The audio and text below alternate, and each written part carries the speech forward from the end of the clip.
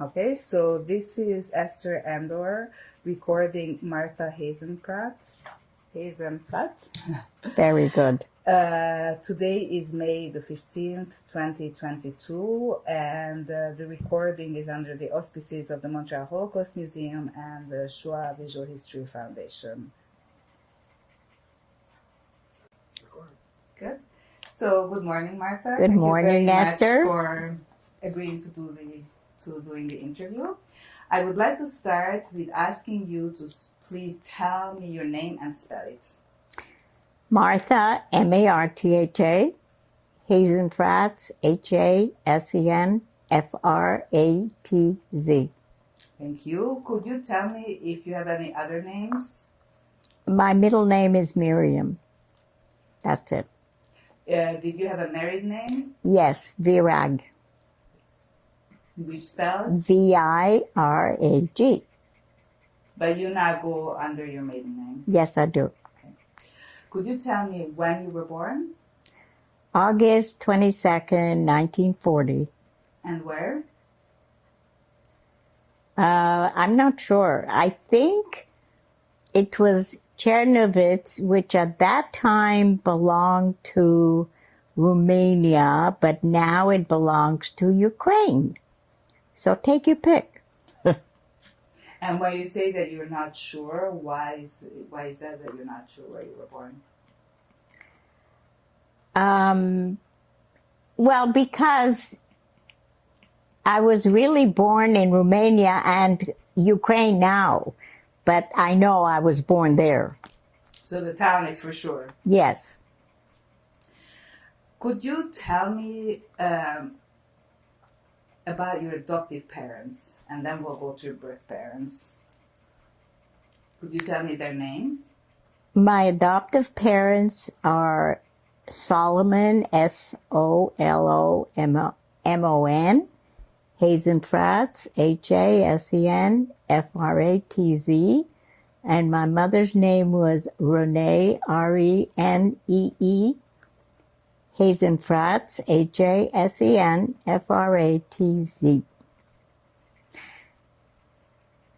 Yes. What else? What else? Could you talk about what they did for in your lives? Okay, well, the story of my parents is my father wore many hats. And at the time my mother met him, he was a professor at the university, and she was his student. And there's a 10-year difference between them. So eventually they got married, and then the war came, and they had to hide. They had just gotten married, and my father didn't want my mother to leave Bucharest because that's where she was from. So he went in hiding and worked for this orphanage. And he was there, I don't know how long, maybe about 6 months. And my mother couldn't stay away from him, so she followed him. And she worked with him at the orphanage. And this is how come they adopted me. Let's backtrack a little bit and tell me where they're from. You mentioned that your adoptive mother is from Bucharest. When was she born? When? When? June 10th, 1918. And my father was August 22nd, 1908. And he was from where? He was from Bukovina. Do you know how he ended up in Bucharest? Yes, he studied there. He went to university in Bucharest. Yes. What was his parents' background? Oh, he had a lot of brothers and sisters, because at that time, you know, families were big. And his parents stayed back, and he went to Bucharest to study, and then he got this job at the university. And that's how he met my mother. What did he study? Many things. He was a professor. he had his degree in law, an attorney, and at the age of 50, he had an engineering degree, and he spoke 7 languages. And he was very intelligent. But the nicest thing about him, he was a very warm, giving person. And he learned all these languages because he wanted to be able to converse with everybody, which was, Ukrainian, Russian, Slavic. He had a sister who lived in Prague, and because of it, she spoke Czech. So he learned that too, so he could, converse, because we also lived there. And German, French, Jewish, Yiddish, and Romanian, of course. You said that he had a lot of brothers and sisters. What did his parents do? Do you know what their background is? No, I think they lived in a little shtetl, and I don't know what they did. My father's grandfather was a rabbi. I don't know what his father was or what he did, nor do I know about his mother. But my father had a brother who went to New York probably before the war. Then he had a sister who was in Czechoslovakia. Then he had another sister who lived in Israel, and he had another sister in Romania. I think he only had one brother. Yeah. And do you know anything about the circumstances of how he went to study in Bucharest? I'm thinking, you said that he came from a big family, from a small shtetl. It's a big step to go and study law in Bucharest. Well, he worked as a waiter, paid his way through school. And he even told me that he wasn't the best waiter because when he served soup to his customers, his thumb was always in the soup. And he always had a burned thumb. So, but that's how he paid for his schooling. Yeah. How about your mother's family? What do you know about that? My mother's family came from, I guess, middle class. Her father was something to do with the stock market, okay? And my grandmother was home with the kids, which were, my mother had a brother that was he younger than the sister? Yeah, there was 10 years difference between my mother and her brother, but she had a sister that was 12 years older than her. She was the baby. So, and when my father came to ask for her hand in marriage to my grandmother, because he passed, the grandfather had passed, or her father. My grandmother said, take her, take her. Well, she was the baby. My grandmother had had enough with the kids, right? It was so funny. I was very close to my grandmother, but she had a terrific sense of humor. So, like I said, she came from, well-to-do family, really. And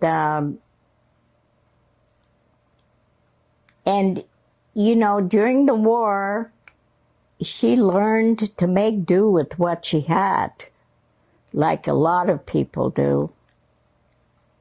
But then my father provided very well after, so she didn't suffer too much. I guess during the war, everybody suffered. So, what else would you like to know? What did she study at university where she met your father?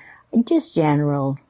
general, nothing specific. She just wanted to have a degree. And I don't know what degree she got finally, but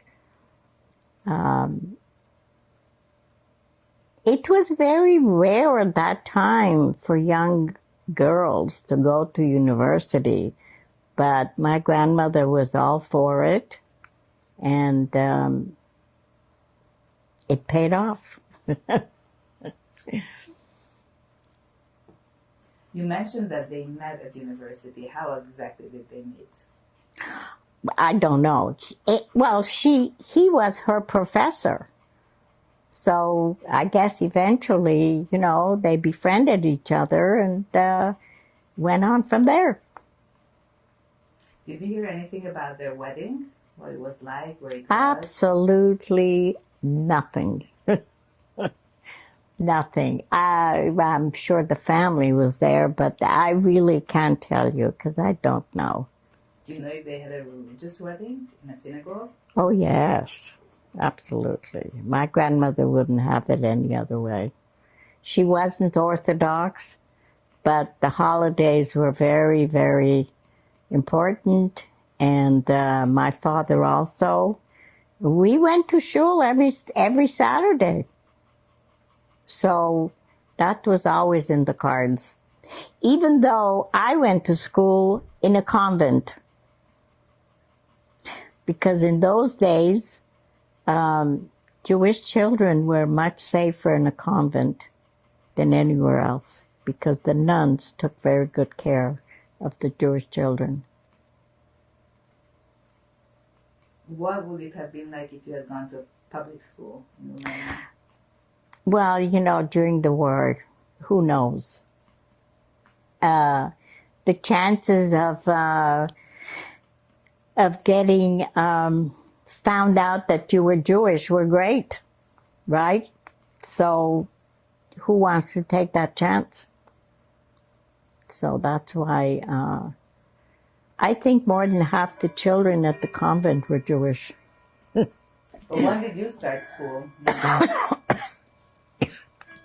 I was probably 5 or 6. So that was already after the war. Yeah, but, then the Russians had their shtick, and that wasn't very safe. As a matter of fact, my father worked in the government where the Russians were in Romania because he spoke all these languages. And but things were not very safe for him either because he was Jewish. And once he finished working there, they tried to kill him. And it happened right in front of our eyes. He was going to work, and this big, what do you call them? What they use in the army, not cars. No. Tank? No. Jeeps. This big Jeep came and was driving right into my father. And somehow he missed, but he still got hurt. And the only thing that saved him, he had a briefcase, which his head landed on the briefcase, and that's what saved him. But he was in the hospital for quite a while, and he had already taken care of all the papers, and then we left. So what year was that? 45, 46. And do you know why they wanted to kill him?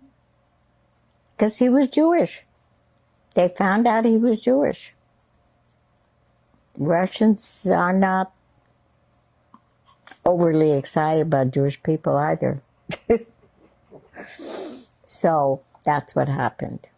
And then started our adventure until we landed in Montreal. Well, still backtrack a little bit. Right. Now I would like, before we go there, could you Tell me what your parents looked like, your father and your mother, outside, and what character they had. Well, my mother was, I have a picture of them. You have to wait until it finishes. Yeah, I know. How come it does it twice? It has its own mind. Okay. Because I have two of them. I have one behind Robert. That one dings properly. This one does its own thing. Okay, so we'll look at the pictures, but just tell in your own words. She was very elegant. She was a very classy lady.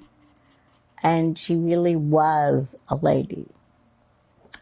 And she was about 5'8", 5'7", 5'8". My father was 5'10", 5'11". And even though he came from a poor family, he always gave the appearance of being a very important person because he dressed very nicely and he carried himself very nicely. So basically, they were a very good-looking couple, which you will see. When you say that your mother was very classy, what do you mean by that? Well, she dressed to the hilt. The gloves, the high heels, the nylons, the hat. Never left without gloves. I mean, that was a given. And she was at the dressmaker constantly. Luckily, my grandmother could afford it. But she was in a class of her own. And she ended up really being good at everything she did. She was very particular. And she baked like a dream. She cooked phenomenally. She went to school in Paris, Lycée de Haute Couture, and she made all my clothes in Montreal because we didn't have any money.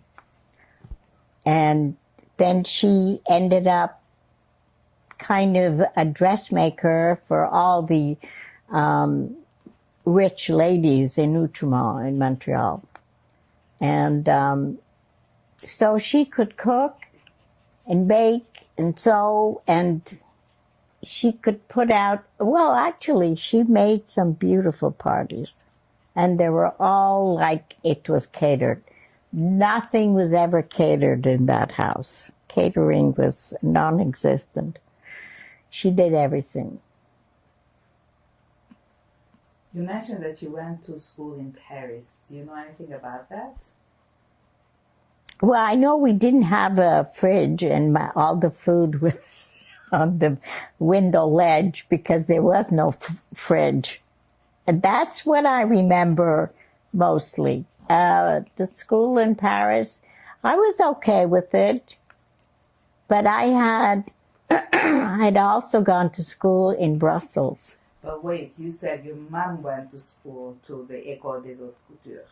Was Yes. that after the war? Yes, after we left Romania, sure. Because we left Romania, and the first country we landed in was Vienna.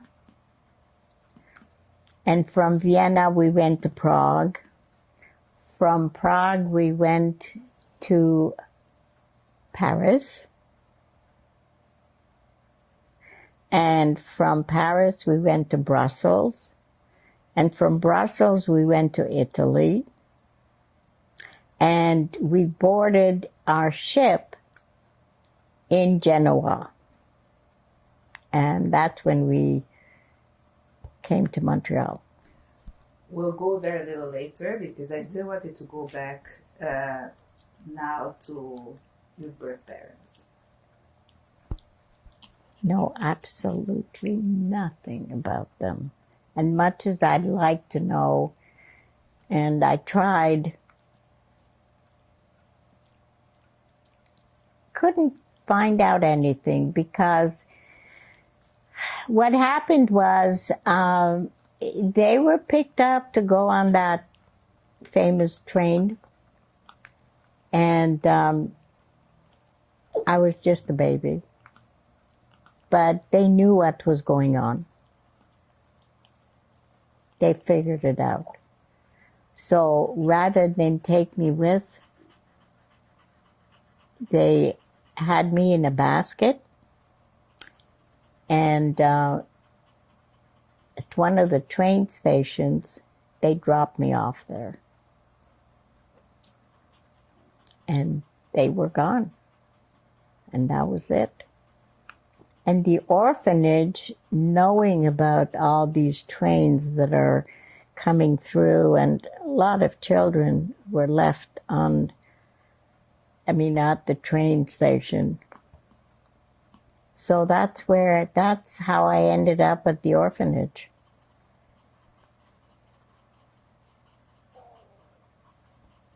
That's it. I truly don't remember anything till... I do remember that my parents were ready to go back to Bucharest, but we had to hide. I don't know why. And my father hailed down a farmer who had a wheelbarrow in the back with the big wheels and had the horse in the front. And he let us get on that because he had, that barrow was full of hay. And we hid under the hay so nobody could see us. And that's how we went back to Bucharest. So that I remember because, and I also remember they had, I don't know, some apartment, and my mother would give me, well, not every day because they just couldn't get the food. It was raw egg, just the yellow of it. And she told me, you better eat that because that's very healthy for you. And that's all I remember. It's funny how you remember such quirky things. So that's all I know. Don't know anything else. How did you even learn the story of you being left on a platform? My grandmother, she told me. My parents didn't tell me I was adopted. They never did. Until it came out much later. How did that come out? Tell me about that. It was, I guess it was meant to be, you know. My best friend of 68 years in Montreal, she had a stepfather who was Romanian. And he had a circle of Romanian friends. And I don't know how, but between them, they were telling him that I was adopted. And then my girlfriend told me I was adopted. And I said, don't be ridiculous. I said, I look just like my father, which I really did. But you know, the story, when you live with somebody a long time, you start looking like them. Anyway, and finally, I believed it. But I didn't say a word to my parents.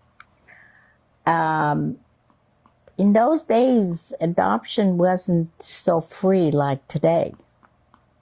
You know, if you got adopted, don't tell anybody, which I think is stupid.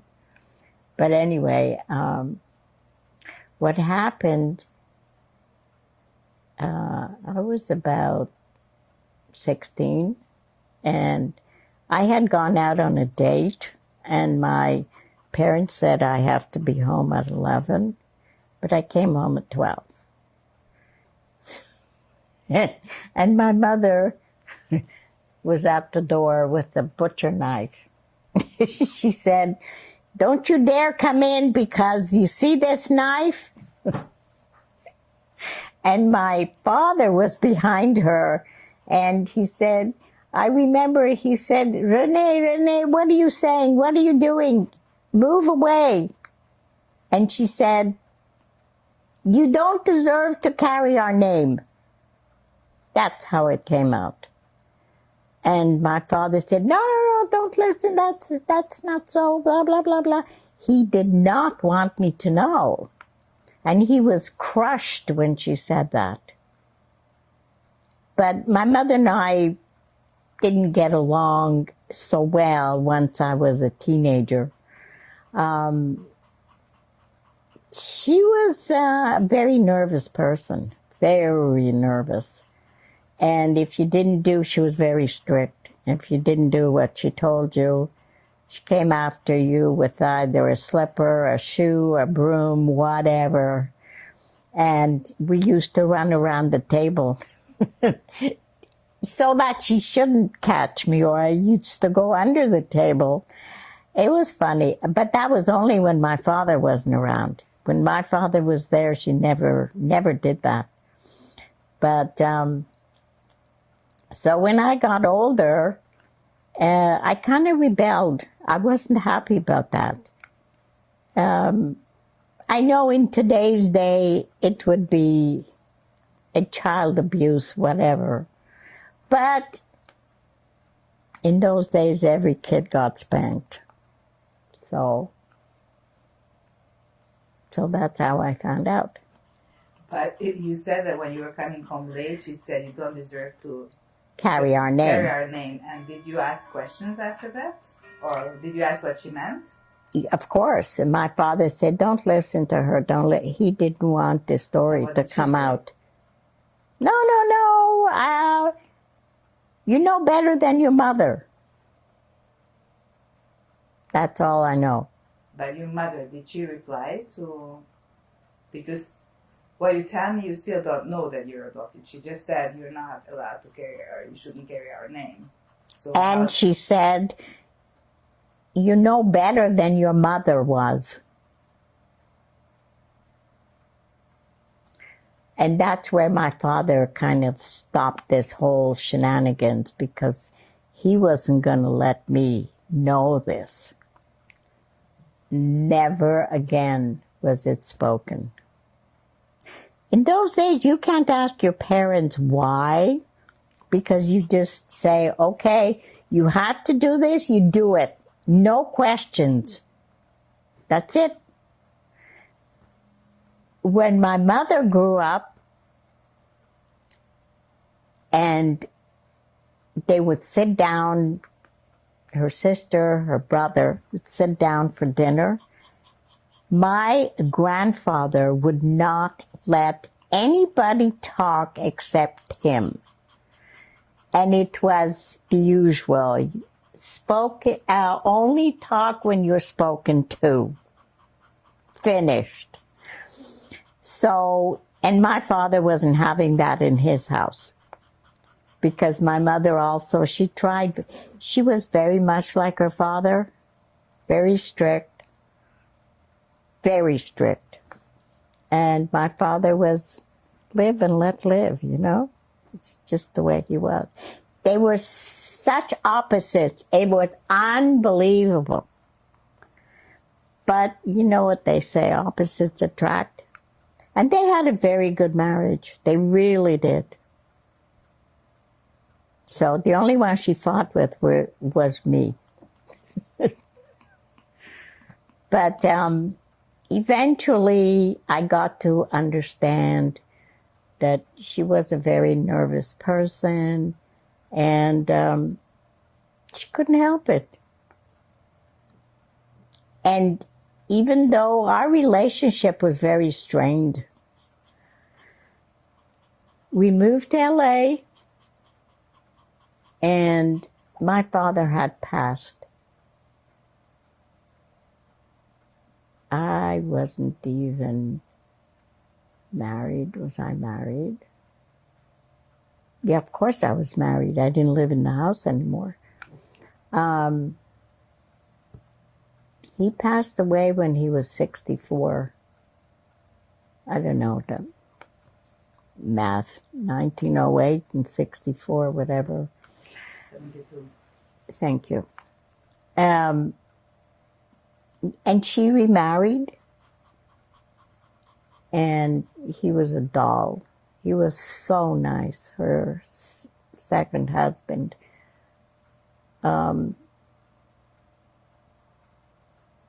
So why did I say all this? What did you ask me?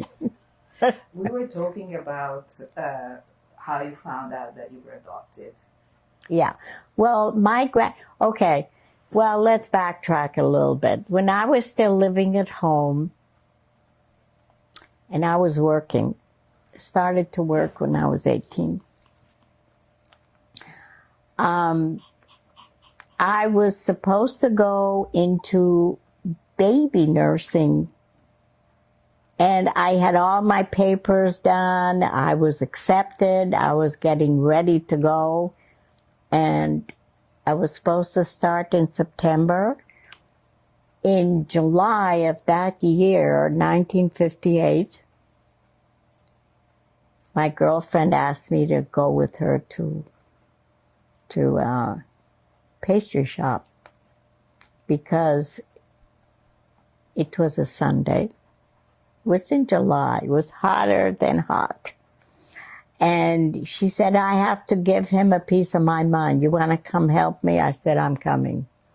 So I went, and there was this man buying a bread, and we waited, of course. We weren't going to, in front of him. But he turned out to be a friend of my girlfriend's boyfriend. His name was Harry, and my husband's name was Peter. So Peter and Harry were friends. And because Peter stayed around, my girlfriend's name is Clara. Clara decided she's going to give it to Harry anyway, whether Peter's there or not.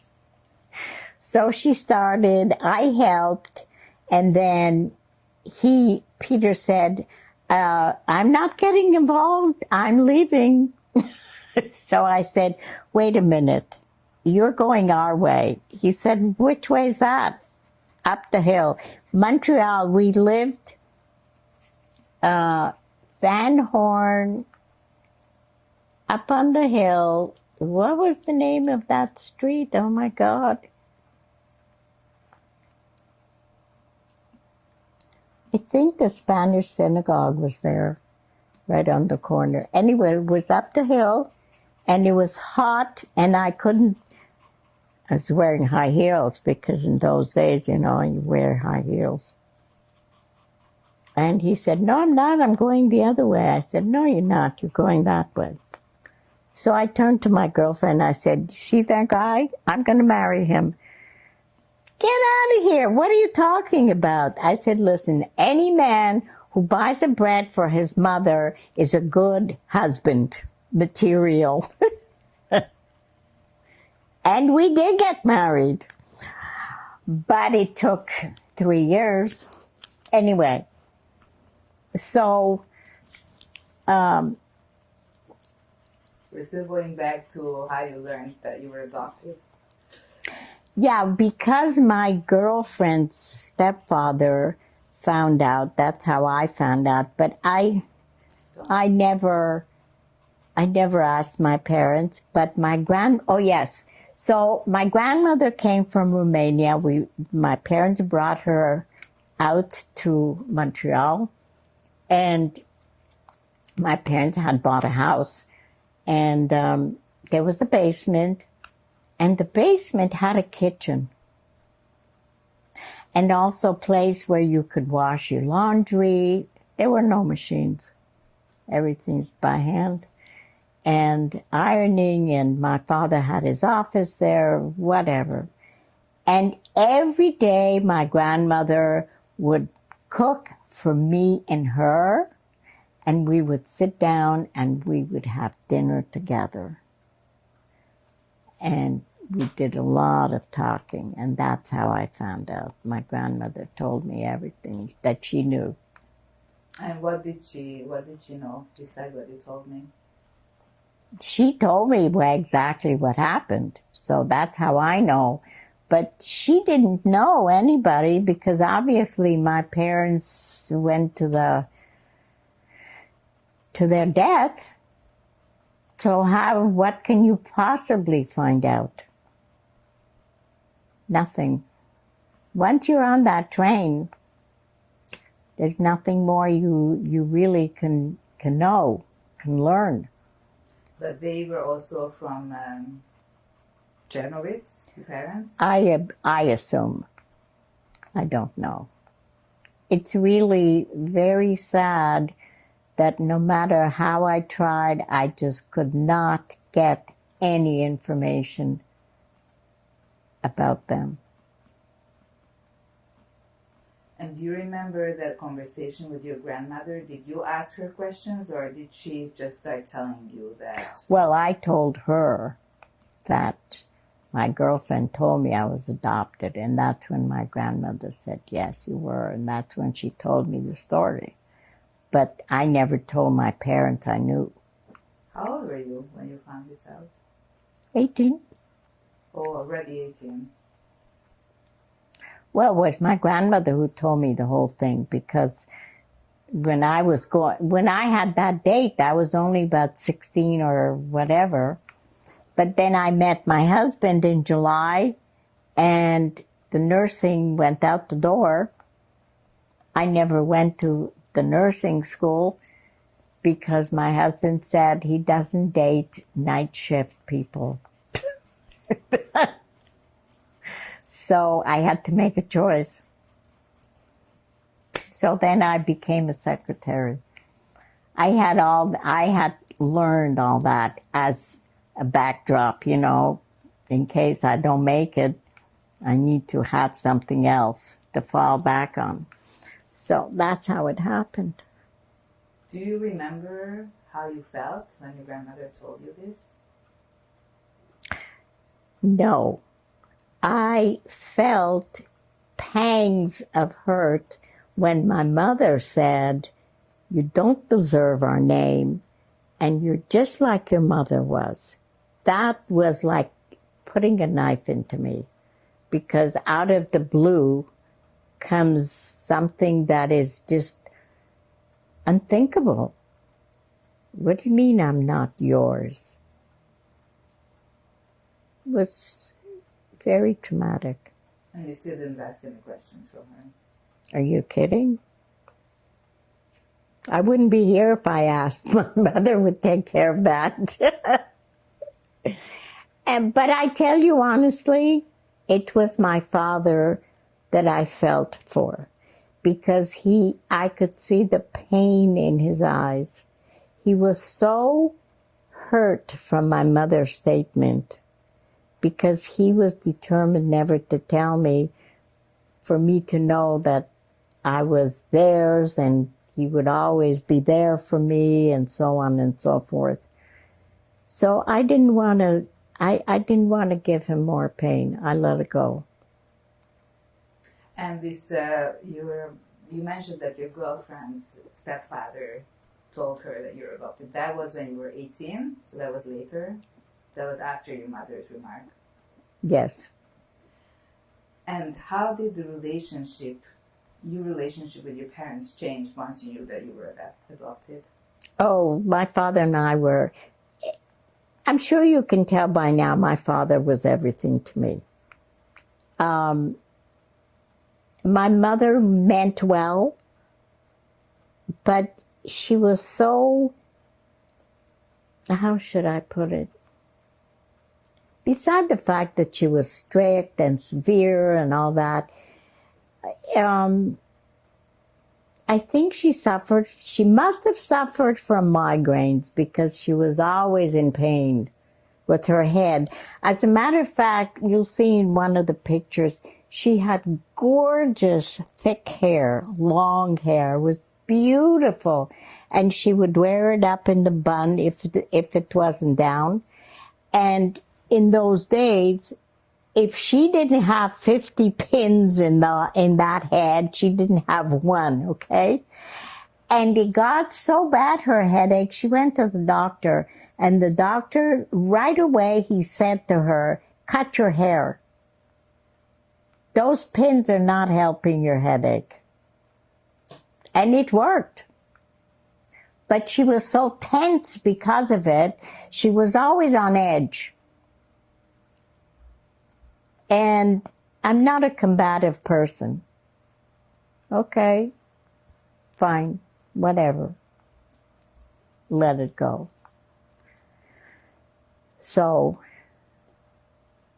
my father was very, very hurt that time. But our relationship never changed. I think I loved him more because of the pain he was going through. So, and I didn't want him to be in pain anymore. So that's what happened.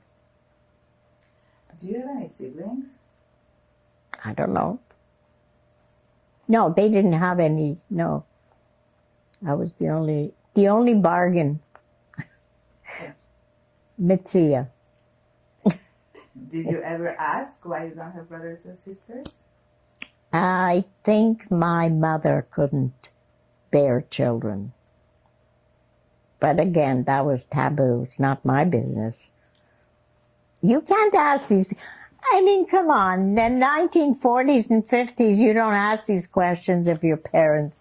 They would hit you over the head with it and say, what? Life was very different. But you know what? It was good. Now, going back to how they found you in the orphanage, did they tell anything to your grandmother about their work there or how they got there, where it was? What? Oh, my grandmother knew that my mother had followed her husband, and my mother knew where he was. And so what happened at the orphanage, this I know my grandmother told me. My parents were, helping, taking care of the kids and whatnot. And my mother befriended me. And she liked me. So at the end of the day, she took me home. And my father came home and he said, what are you doing with her here? You can't just take her out of the orphanage. She doesn't belong to you. Well, I just want to give her some food, blah, blah, blah. And he said, Renee, we are taking her back now. We don't need any trouble.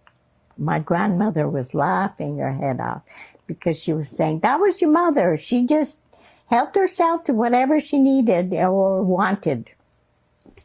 So that I remember. But you get older, you have your own character, personality, and not everything is what you want. I mean, you don't want the same things what your parents think you should have. And I was a little bit of a rebel. How old were you when they adopted you? 2. Yeah, so I was there a while, I guess. I have a picture of me when I was 2, when my parents adopted me. It was funny, I was telling my son, Rick, I said, look at the nice coat I'm wearing. He says, yeah, it's very fancy. I said, I'm sure that was my mother. She had very good taste. I mean, as far as that's concerned, nobody beat her. Nobody. She just did everything perfectly. Was almost too good to be true.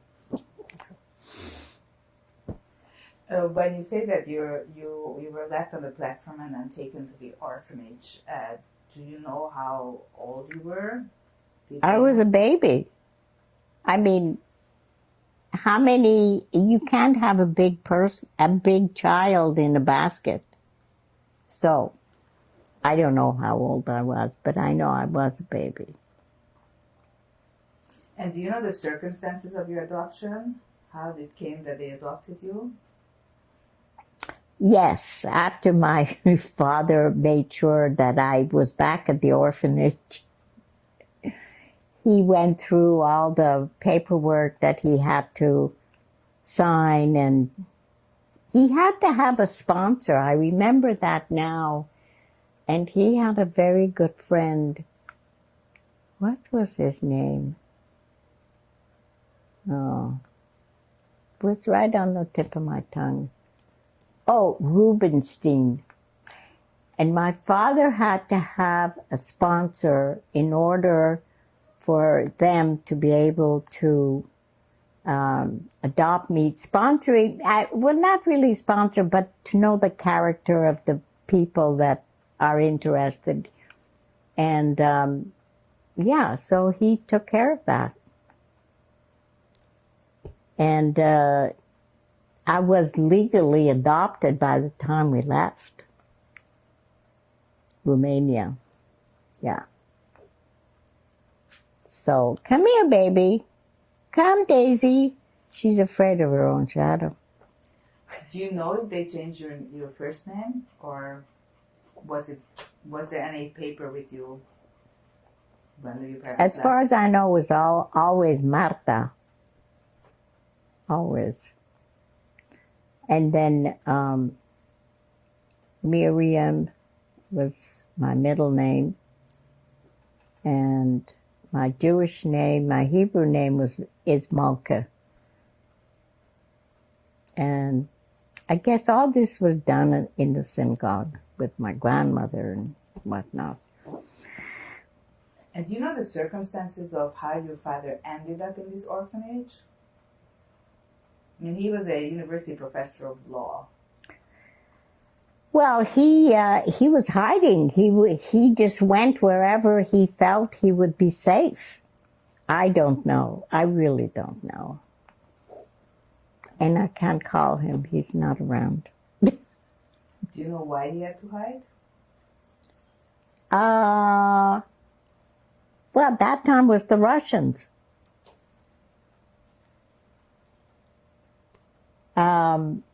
No, it wasn't the Russians. No, it was the Nazis. 1942. How long did you work in the orphanage? Well, I would say 2 years because that's when they adopted me. So he was down there in 1940. Yeah. Daisy, come here. Where was Sorry. it? Where was it, the orphanage? Oh, outside of Bucharest. I have no idea. It's not there anymore. That I know. I don't know. But when you say outside of Bucharest, you mean like in the agglomeration, like greater, so not too far from, it's not like another on city. The outskirts. On the outskirts. Yeah. Did you ever go back? I could never go back. How would I ever go there if I don't know where it is? And my parents, I certainly wasn't going to ask them. That's for sure. So they adopted you in 42, and then what happened? Well, then we went back to Bucharest, and my father, at that time, bought a big restaurant. And in those days, you know, a restaurant had dining with music, and, you know, the waiters wore white gloves and so on and so forth. And I remember it was a beautiful restaurant because he brought me there one time. So that's what he did after the war. And he didn't do much else. He had that restaurant, because we left after 45, 46. Yeah, we traveled about 5, 6 years before we got to Montreal.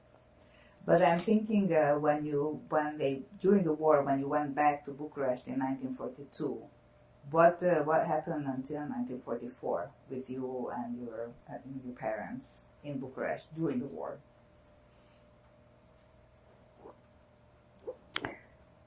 Well, like I said, he bought a restaurant During and that the war? That was during the war? 42 after, yes. Well, I don't know if he bought it in 42 or 43, but he bought that restaurant. I know he didn't go back to the university to teach. And I remember we lived on the outskirts of Bucharest. It was, almost like Dollard is to Montreal. It was very far. But they had very nice apartments. We didn't have a house there. And I remember the apartments on the ground floor. We lived on the ground floor. They had bars on the windows because not far from that whole area that was developed were gypsies. And gypsies were known to kidnap children. And my parents would tell me, you be careful, don't go away from us, and this, that, and the other, and always stay close to us because they take the children and they make hot dogs out of them. So weird. So anyway, that's why the bars were on the windows, because they were trying to keep the gypsies away. And my parents didn't have there were no babysitters in those days. But they would go out all the time and leave me at home. Yes. And most of the time, I didn't mind. I would have the radio on and I'd fall asleep before they left.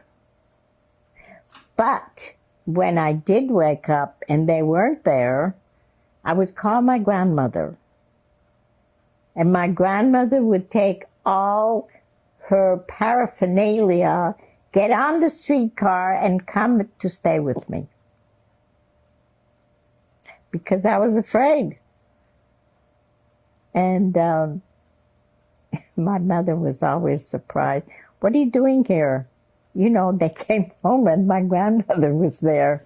What are you doing here? Well, I wanted to see Magda, so I came. She never told him that I called. And that's how we handled that, because I wasn't crazy about being all alone. So. How old were you when they would leave you alone? 4 or 5. Of course, the usual. Don't open the door to anybody, da-da-da. Who am I going to open the door to? I don't even know if I could reach that high. But anyway, and my grandmother had a key. So, my grandmother would not take anything, no baloney from my mother. I mean, she was her own person.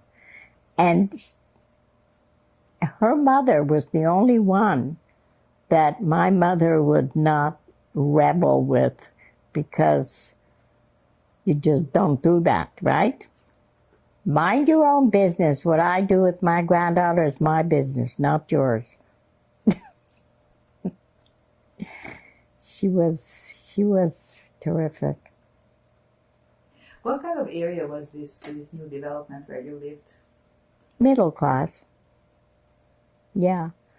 It was fancy apartments. I know we had, they had their own bedroom and there was a living room. I remember part of the apartment. And when you walked into the apartment, there was like an alcove, and that's where I slept. But you know, I spent a lot of time with my grandmother. And of course, there was always room for me at her house. So, and my aunt, my mother's sister, also lived in the same house as my grandmother. She lived upstairs, my grandmother lived downstairs.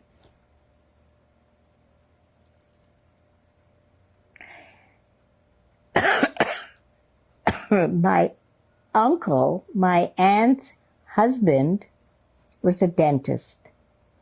And he had also his dentistry in that house. That's how I got my teeth pulled.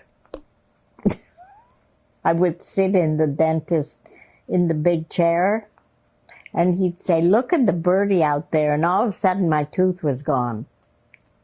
Because he would put a, what do you call it, a thread, yank it. And my grandmother one time,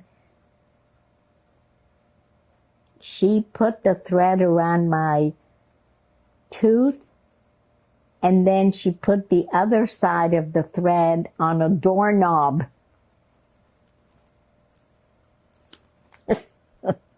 Yes, it was very common. Where did they live as compared to you? Oh, she lived in, I would say more high-class area. Residential. She had a beautiful house. It was very close to, okay, let's see now. We can compare it to probably Westmount. Yeah.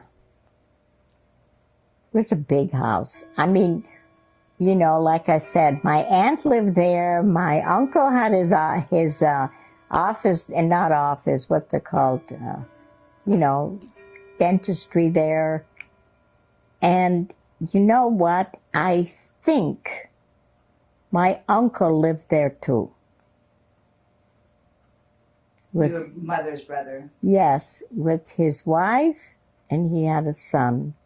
Yes, he lived in the same house. And I remember his name, my cousin's name was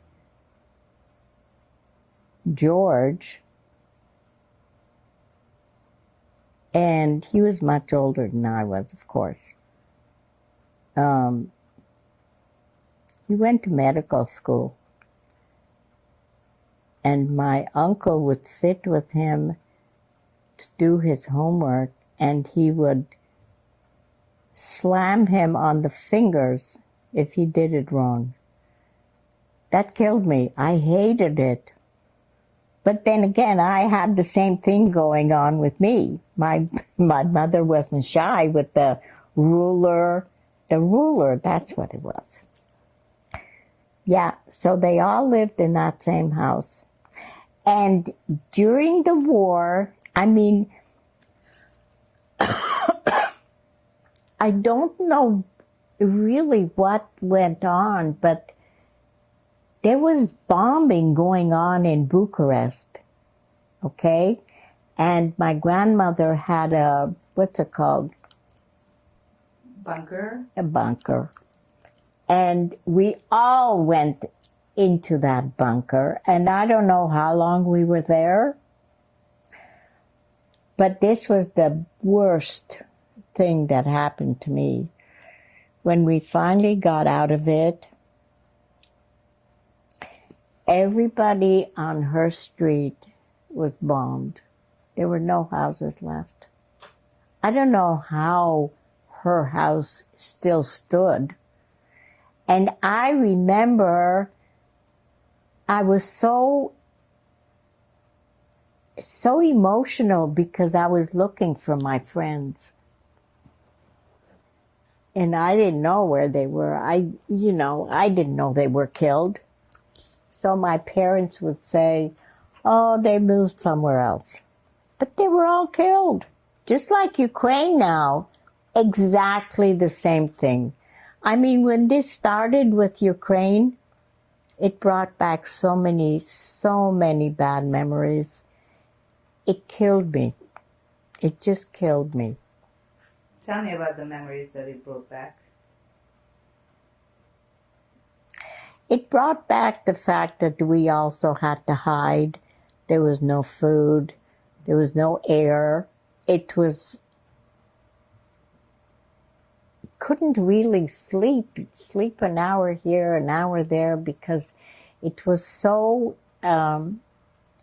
nerve-wracking. You would hear the bombing going on. Of course, at that age, I didn't know really what was going on, but I know the noise was very, very loud and very frightening. And it was traumatic. It was traumatic because when you come out and your whole street is leveled, how can you deal with that? It's like, what happened? You know, at that age, you don't really know what is going on.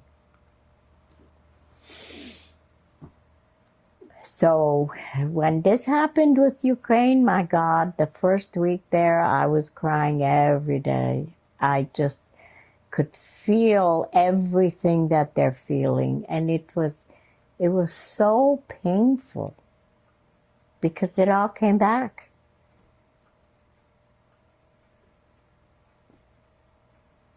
So, of course, immediately I got all kinds of clothes and blankets and whatnot, and I put it in garbage bags and bags. I had, I don't know, 3, 4 big garbage bags.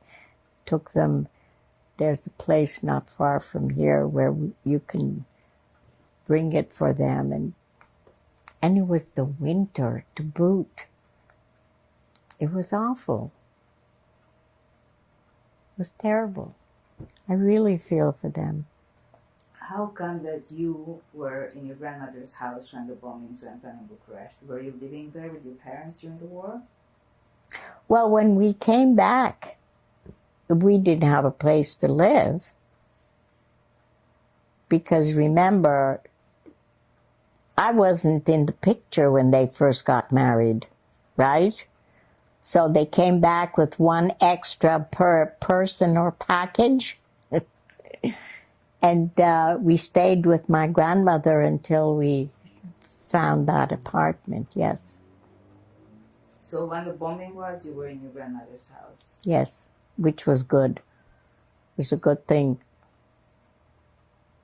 Who went with you to the shelter, to the bunker? Well, the whole family. You know, my uncle, my aunt. He had a son. My aunt had a daughter, Monica, and myself and my grandmother. But, you know. And your parents? And my parents, yes. That's a lot of people. What was the bunker like? There was nothing there. It was like an empty basement. Everything was cold. Well, my grandmother, of course, she brought blankets, whatever, because she knew it's going to be a while, right? So, and she had a garden where she grew sunflowers. And I took 2 of them with me and my doll, and I said, that's what I'm going to eat, the sunflowers. And I held on to those until the end. I would just, you know, pick one here and there and always saving it to make sure I have enough left. That's what happened. Was there any furniture down there? No. Did you take any chairs or? Nothing. Nothing. Empty. Just imagine you're going to buy a house and there's a finished basement. Well, finished. It has the cement floor. That's it. There was nothing there. Empty. Window? No windows. How did you have lighting? We didn't. I don't know exactly how anybody saw the next person, but I guess just by talking, I don't know. Or maybe they had matches. I don't know. I really don't know. Do you remember what you ate beside the sunflowers? What food you had down there? Nothing. Sunflower. That was my meal. You said you don't know how long you stayed, but are we talking about days? Oh, yeah, days. I don't know if it was weeks. I don't think it was weeks. I really have no recollection. Do you remember what you did there all day? Well, I talked to my doll. There was nothing to do. Just, listen to the bombing and hope it doesn't bomb you. And, thank goodness there was enough people. It wasn't like we were all by ourselves. So that was comforting because you had your aunt and uncle and their kids. And so in that respect, it was good. And my grandmother, of course, she was there too. That's it. My uncle was there with his son and his wife, and my aunt with her husband and her daughter. Yeah. Was the daughter much older than you? Yes. Well, don't forget, my mother and her sister were 12 years apart. Her brother was 10 years apart. Of course. We talk so much about these aunts and uncles. Can we give their names? So what was the dentist uncle called? Oh, my God.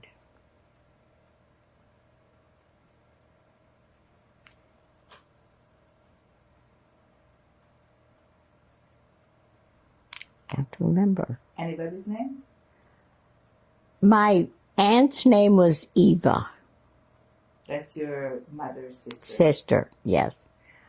Her brother's name was Jacob. His son was George. Monica was my aunt's daughter. I think my uncle, my aunt's husband, the dentist, I think his name was Leo. But I'm not sure because my father's brother's name was also Leo. I'm not sure. You mentioned that you had friends in that street. Who were your friends? Yeah, look, we stayed with my grandmother for a while. It wasn't a long while. So whoever the kids were next door, the neighbors and whatnot, I would play with them. But there's no way I could tell you their names. No way. But do you remember any particular person that you were friendly with? Not the name, but just the person or something about them. No, I know I had friends there. I was always so happy to come to my grandmother's. Yeah. Don't know. How often did you go there? Oh, once a week, for sure. With the streetcar. Alone? Streetcar. No, but alone? No. Are you kidding? Was it a family visit with both your parents or just Oh, your yes, mother and you? yes. We would usually go for the evening and, go during the day and leave the next morning, the next day. Which day? For Shabbat dinner or? Shabbat dinner, yes.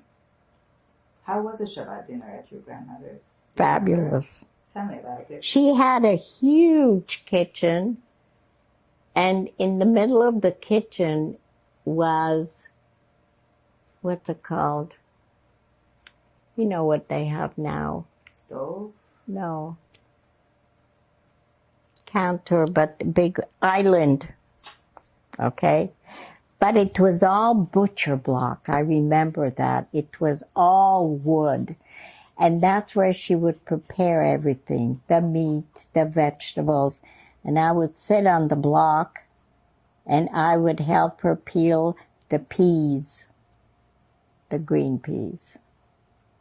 Of course, I would eat half of them because they were better raw. I liked them raw. And she was a terrific cook. Yeah, and I would stay with her while she cooked. I loved to be there in the kitchen with her. It was so much fun.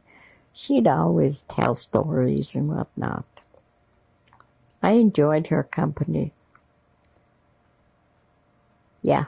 She cooked all the Friday night dinner. Yes, the whole 9 yards. The matzo balls, the chicken soup, boiled chicken, which I love. That's how I got to love the boiled chicken. I still love it to this day. A lot of people don't like boiled chicken. And the marrow bones. And my father would take out the marrow and put it on the bread and salt it and eat it. And I'd always say, how can you eat that? That's so fat. Because it is greasy. Eventually I tried it. I liked it too. So. And of course she would bake. I don't know what she baked. My mother's, what I loved when my mother baked this coffee cake that was this high. I don't know how it ever got so high, but it always, you know, the dough just rose and rose, and she covered it with schmate. And the other thing that she did, she made so delicious, was caramel. And she'd put liquor in it, and she would burn the sugar so it would be nice and brown. Yeah, that I remember. Did she bake challah for Friday night dinner? Of course. You didn't go to the store to buy bread. In those days, everybody made their own bread. And this was the worst part. I would go with my grandmother to buy the chicken. But you know, the chicken was alive. Chop the head. That killed me. It killed me. Because it was still running around without a head. Well, you know, in those days, that's how you got your chickens. Where did you buy her chickens? From the Orthodox. The butcher? No, well, what's it called? They were all very Orthodox, and they would bring the chickens from their farm. And my grandmother would pick a chicken, a live chicken, and then they would kill it and take out all the feathers. Ugh. That I didn't like, but I went anyway. At first, I thought it was so funny. The chicken was running around without its head. But then I felt sorry for the chicken. Yes, what did you want to ask? I wanted to ask if she went to the farm or there was a store where she bought it. It wasn't the farm, but it was not even a store, because the chickens were there in the cages, and they would pull out, she would pick her chicken, and then they would take care of it. It was kosher. Very kosher. Were they both kosher, your grandmother and your parents? My parents weren't kosher. My grandmother was.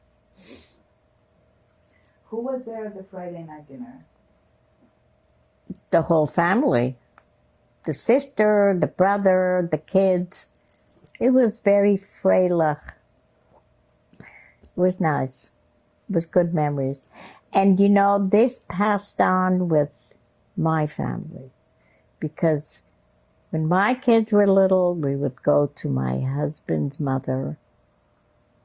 And she would make the Shabbos dinner. Oh, before I had children, after I got married, my grandmother did not want to live with my parents. So she made my father rent her an apartment. And she had a one-bedroom apartment.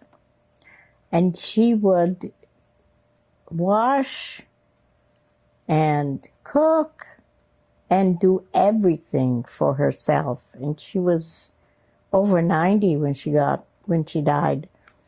And Friday night, my husband and I would pick her up, and she'd bring over the Shabbos dinner she cooked, because we were both working. And she always would say, "Don't cook, I'm cooking, I'm gonna bring everything." And she did. It was really so nice. She did that every Friday night.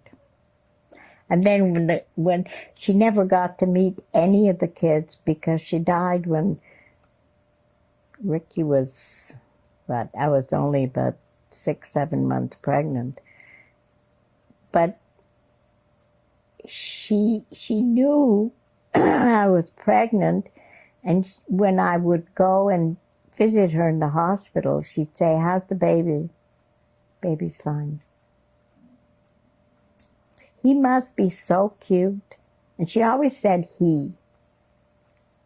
And I said, "Yeah, he's very cute." But he wasn't even born yet. I didn't even know, of course, whether it was a boy or girl. But they were good times. It was nice. Do you remember what the typical Shabbat dinner was in your childhood? Or was there a typical Shabbat dinner, certain dishes that would come back every Shabbat? Oh, sure. Chopped liver, chopped egg, chicken soup, and it was noodles, the little thin noodles. Unless it was a holiday, then it was matzo balls. And boiled chicken. I think roast beef, I'm not sure. And of course the vegetables, the peas and the potatoes and the carrots, and then there was the cake and compote. That was the dinner. That was the menu. Did they do any prayers? Yes. My grandmother did the prayers. Which ones? Well, the Shabbat dinner, if we got there in time, my mother and my grandmother and I would light the candles together. Yeah.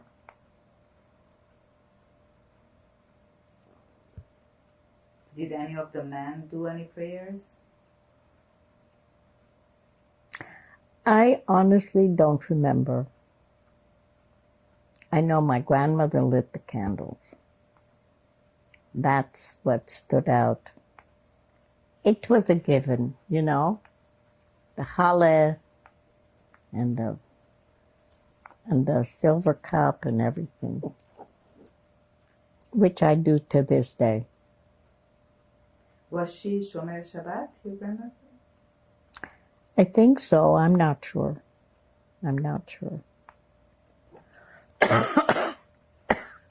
And did your parents continue this tradition of doing Shabbat dinners once? Oh, you yes. went with your grandmother? Oh, yes. That was never Never missing, never. And it carried on when we had children and we would go to my husband's family for Shabbat dinner. Yeah. Did your grandmother have any help, domestic help? Nope. She did everything herself. Nobody could come into her kitchen. She would throw my mother out. How about cleaning the house, washing clothes? Did you have any help for that?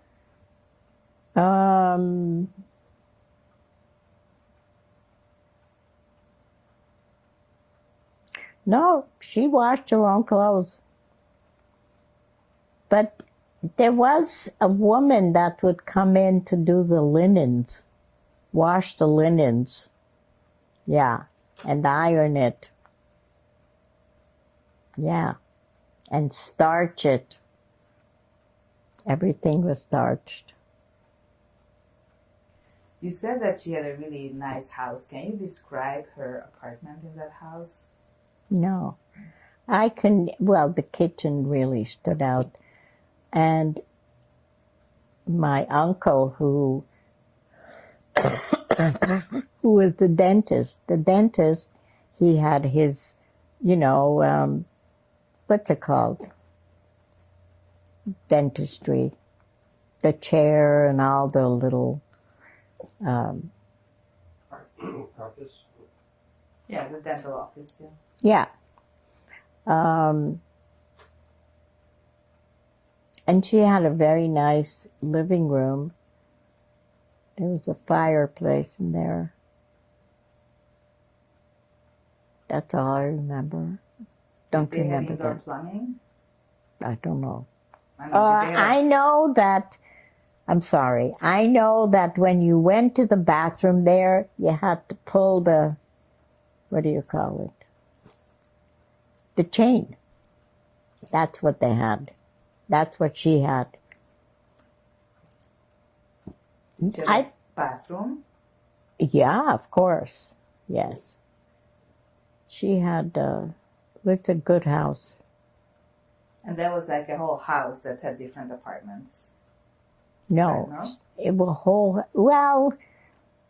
was a big house. It had a lot of rooms because it was more like a mansion almost. Because look at all the people who lived there. I mean, my aunt, my uncle, the kids. But did they have their own kitchen, or there was just one big kitchen? And One big kitchen. Okay, so it was really one house with many rooms. And Right, exactly. That's what it was. And a nice big dining room, but don't ask me about it. I don't know. I know, well, it didn't have a swinging door. Don't remember. Did it have a garden? Yes, that's where the sunflowers were. What else was in the garden? I didn't care. I needed my sunflowers. That was it. I didn't pay attention to anything else. As long as I had my sunflowers, I was happy. Did it have a vegetable patch? Did it have a lawn where you could play? Didn't have a vegetable patch, but it had a garden. It was, flowers and grass, I guess. I don't know. I can't remember. And when your parents, what did your father do in the restaurant that he bought? Well, he was the owner. He didn't do anything. I mean, like he said, his waiter days were over because his thumb still hurt. He just took care of the restaurant, made sure that all the employees were doing their job. He was very, very particular. And he was in the office, of course, doing what he had to do. And he managed it. That's what he did. He didn't cook. Who cooked? He hired people to cook. Yeah. Do you remember how many employees he had in the restaurant? No, I remember it was a big place. But at that age, you don't really pay attention. So. And your mother, what did she do? She pretty much stayed home, took care of me. Going back, I mean, you remember the bombing, and do you remember when the Russians came in?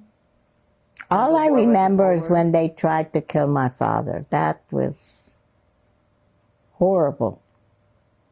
Horrible. That's all I remember. So you don't have any particular memories of the liberation?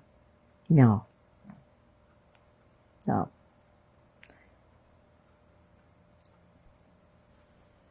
And then what happened?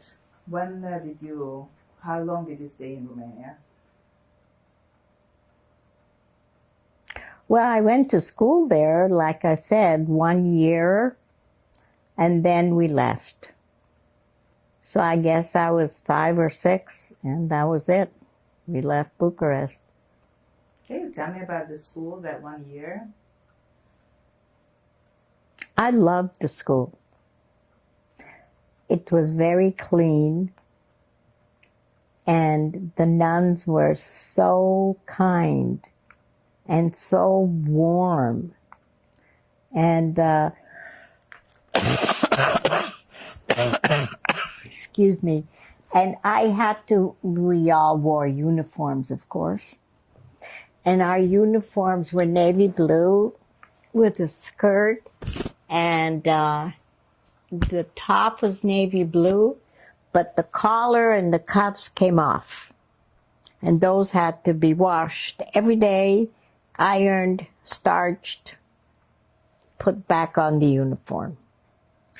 And the only thing I remember, well, there were 2 things. One was I had asked the teacher if I can go to the washroom.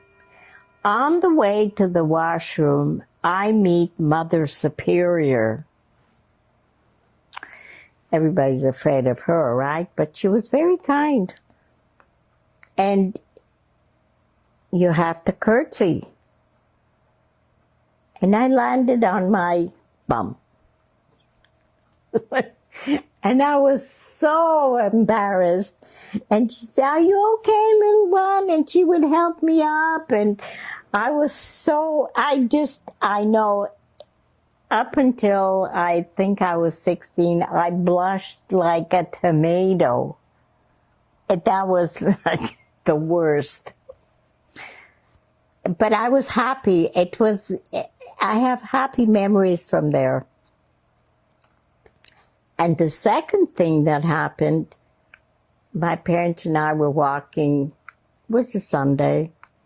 Yeah, everybody walks. And we cross and we pass the school, the convent. And I kneeled down to make the cross. My father said, "We don't do that, sweetheart. No, we don't do that." He was so shocked. The next day when I went to school, he went and told the nuns, "I am not to make the sign of the cross because I'm Jewish." Oh, they didn't make a big fuss because, like I said, half those kids were Jewish. And that was the worst thing. My father was like, "Oh my God." They couldn't believe it. So that's what I remember. Do you remember any of your classmates from that year? No. No. So how do you know that half of them were Jewish? How do you have that information? Well, my grandmother had told me that the convent was the only place where Jewish families felt their kids were safe. And a lot of Jewish kids there, a lot.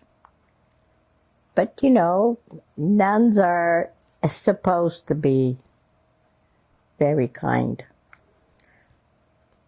Did you meet any unkind nun in that 1 year? No.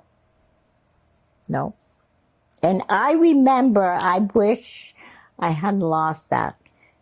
When I left the country, she made a little card. The whole card was this big. On the front was, what's her name? Mary, with the big cross. And inside, she wrote, you know, something like, I wish you luck in your travels and da-da-da. And you were so kind, you were so nice, blah, blah, blah, blah. And I loved that thing. I held on to it forever. I don't know how it got lost. But that was the one thing I got from the convent. Who was this nun that wrote it? Your Don't teacher? know. Oh, teacher, yes. Did you have one teacher or several? Several, because I remember learning French, and she spoke French.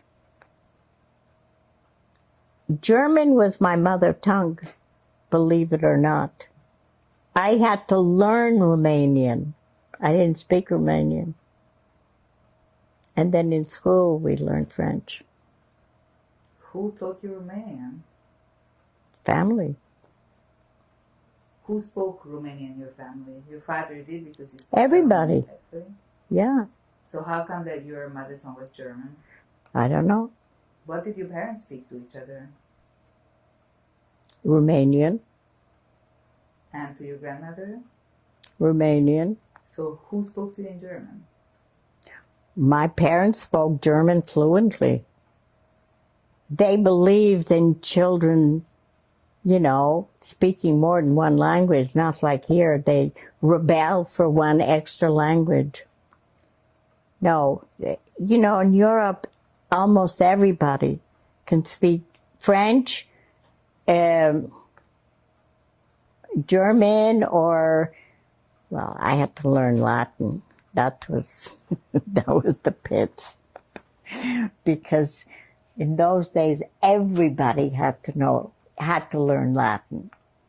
And I wondered, when am I ever going to speak Latin to anybody? Did you learn Latin in that first year in the convent too? Yeah. What other subjects did you have? You had Latin, you had French.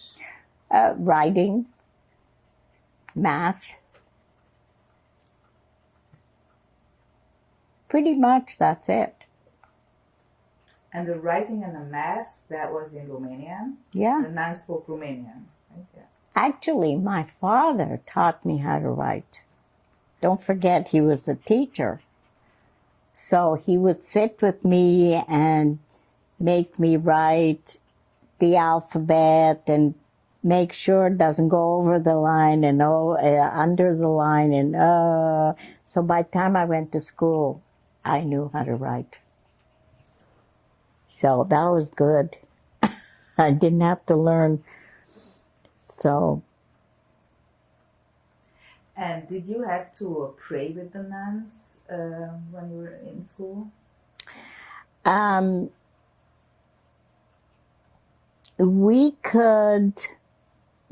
We sat in the pews because it was in a chapel. We didn't say a word.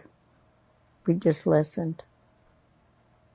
But there was no kneeling, no sign of the cross. That was it. But somewhere you did learn to make the sign of the cross if you did that when your father... Well, excuse me. Don't forget, I was very young, right? So he didn't know I was making the sign of the cross, right? Yeah, you're right. And then he was horrified, and that's when he put a stop to it, and that was it. So we just sat in the pews and listened. We didn't do anything else. We didn't pray. Now we come to you leaving Romania. Do you know how first of all, why your parents decided to leave? Yes, they decided to leave because it was dangerous to live there with the Russians and And as you can imagine, so many Jews had suffered, and my father didn't want any more. He didn't know what was going to happen. So he said, okay, we're leaving. Where did they want to go? What was their plan? Well, what my father did, he applied to 3 countries. Is it 3? The States, Israel, 4. Australia and Canada. And he said the first one that answers is where we're going to live. So guess who came out ahead? So we came to Canada. But you had a bit of a schlep to get to Canada. So when they decided to leave, you didn't come to Canada straight. No. I mean, remember the world was in a turmoil after the war and whatnot. Nobody knew what tomorrow was going to bring, right? So my father was much more comfortable in Europe. He didn't know anything about North America. So I would imagine that along the way, he would decide if he wanted to stay in Europe or not. So we stayed a year in Paris, a year in Belgium, and he wanted to go. He didn't want to stay in Europe. I guess he didn't find what he needed. Did you sell the restaurant before you left? Sold? The Oh, restaurant? well, I don't know. I would think he lost it. How come? Well, because who's going to buy it? Who's buying? Everybody was poor. I don't know what happened. I really don't know if he sold. Well, he wouldn't have sold it because when we arrived in Vienna, we didn't have 2 nickels to put together. So obviously he didn't have.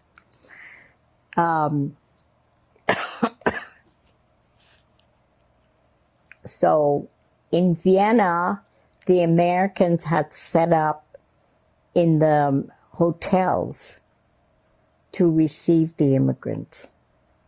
And that's where we went. How did you get to Vienna? Train? Did you have papers to leave? Oh, yeah. My father made sure of that. He didn't want to be returned to sender. And do you remember what they told you when they decided to leave? I really didn't know what was going on. I just followed them, you know. I didn't know Vienna from a hole in the wall, right? I mean, what did I know? I didn't know my geography when I was 5. So, but I enjoyed it. I enjoyed traveling. I loved every city. My favorite city, believe it or not, was Vienna and Prague. Why? Prague was amazing. First of all, it was so clean you could eat off the sidewalks. They used to have,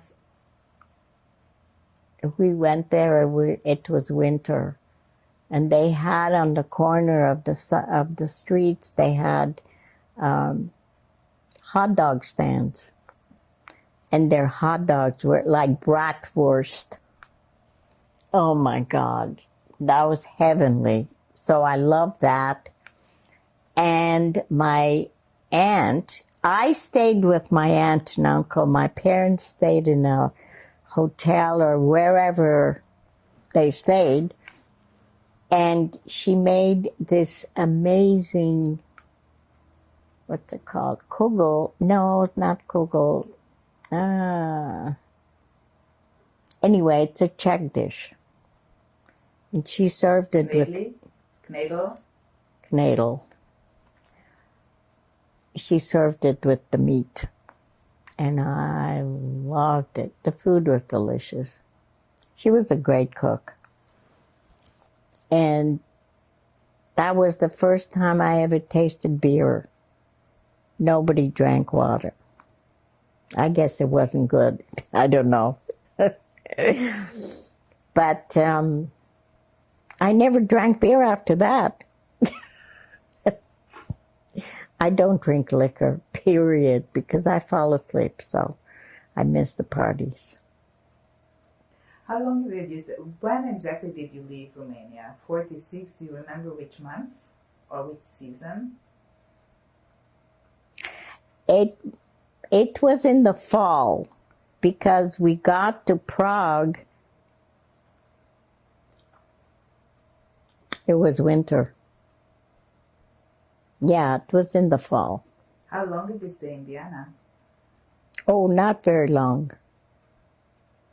A few weeks until we were able to go to Prague. Of course, my aunt, my father's sister, she made all the arrangements. Because her and her husband were in the army. So they had connections, whatever. And that's how we got there. And you mentioned that in Vienna it was an American, or was it an American Jewish organization that helped? Must have been both. Because at the I remember meeting an American soldier, and the first thing he did was offer me a piece of gum. I didn't know what was gum, right? Wrigley's gum. And he was talking to me, but I didn't understand him, right? And I know that they set up in the hotels, it must have been the Jews and the Americans, I'm sure, worked together because they were all immigrants in the hotels. Jewish immigrants? Yes. Yeah. What did you do Nothing. those few weeks? Nothing. I remember I had a nice, colorful ball, and I played in the halls with the ball. And then somebody bought me a trumpet, toy trumpet. Don't ask. My parents were so sorry that they bought that trump or whatever it was, and I was doing that in the halls too. And then my parents said, that's not happening. That was the end of my musical instruments. What did you bring with you to Vienna from Romania? My doll. That's it. Same doll that... Same doll. I had that doll forever. Again, I don't know where it disappeared. Yeah, she was my companion. Did you go out into the city with your parents in Vienna? Yes. Where did you go? Well, Vienna was very, very dear to my heart. My mother had a beautiful voice, and she would sing opera day and night. But she also played the piano, and she would play Strauss. And that was the beginning of Strauss for me. There's nobody else that I love more. So when we got to Vienna, and of course the Vienna, the woods, what's it called? Anyway, the horse and buggy, and I would ask my father to kindly take me for a ride with the horse and buggy. And what did they call those woods? Why can't I remember? I'm not sure. Okay. While we were riding in that horse and buggy, the music was playing. And it was something about the forest. And I was in seventh heaven. That was the only time my father and I clashed, because when the ride was over, I didn't want to go. I wanted to go on the ride again. And he said no. And I said, yes, I have to. I was crazy about that. Oh, my God. But beautiful, beautiful. So that's why I love Vienna. It's very, very classy place. Very elegant. We went to restaurants there. And, of course, they played music. And the other thing that I loved about Vienna were the cuckoo clocks. I could sit there, stand there, and watch every one of those clocks, because they have stores of just clocks, okay? It was heavenly. You must have been there around Rosh Hashanah that year, if you were there in the fall. Yeah, with my aunt and uncle in Prague. Oh, you were already in Prague by then. Yes, yes. And where did you go at Rosh Hashanah? We didn't go anywhere because it was very, you know, my aunt's husband was German, but he served in the Czechoslovakian army, not the German. But they mistook him for a Nazi because his accent was so German. It wasn't Czech, even though he was born in Prague. So they had to be very careful during those days. So we did a lot of things at home. Was he Jewish? Yes. So German Jew. Yeah, German Jew, but, well, it's like I said, my first language was German. And my aunt wouldn't let me speak German in the house.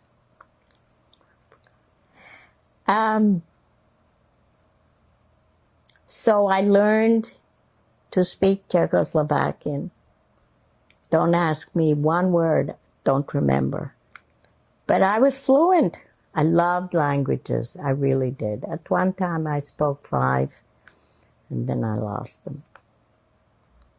Did they have any children?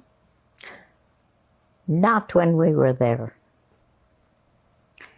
And my aunt was probably in her late 30s. And about 2 years after we left, miraculously, they had a little girl. And I correspond with her now. Suzanka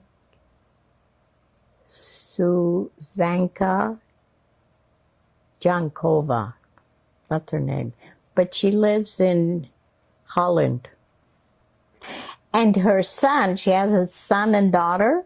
Her son came to LA and we all got together. All the kids and her son.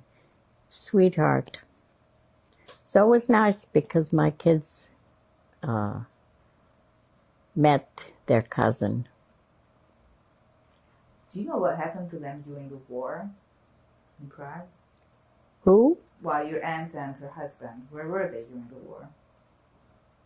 They were in the army.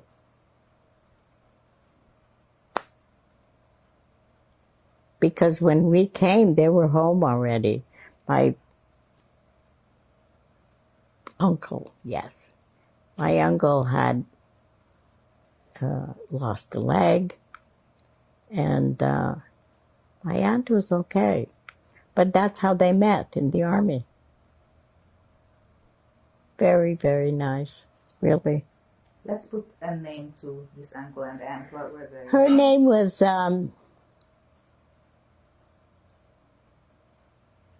Gustav, and his? No, his was Gustav. Yeah, right. sorry. Her name was, oh God, can't remember.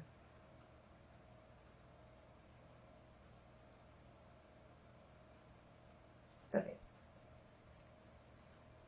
It's maddening because I love that woman. Golda. Not my year. Golda. Yeah, she was terrific. She was just like my father.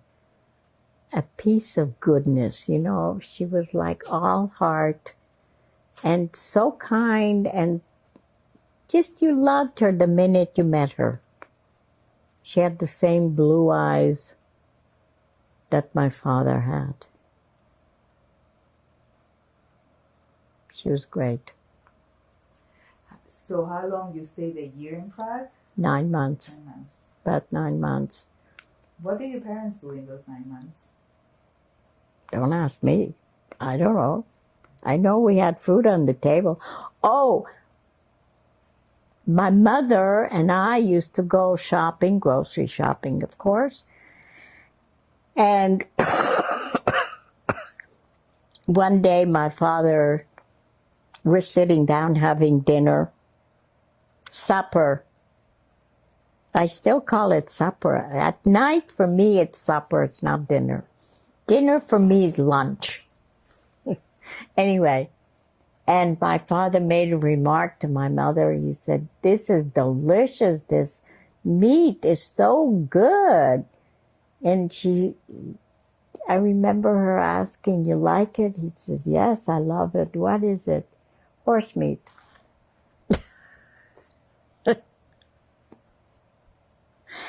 That was the last time he ate it. Couldn't find anything. But isn't it amazing how your mind tricks you?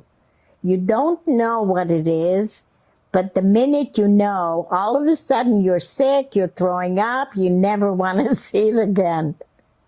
But at first you loved it. Yeah.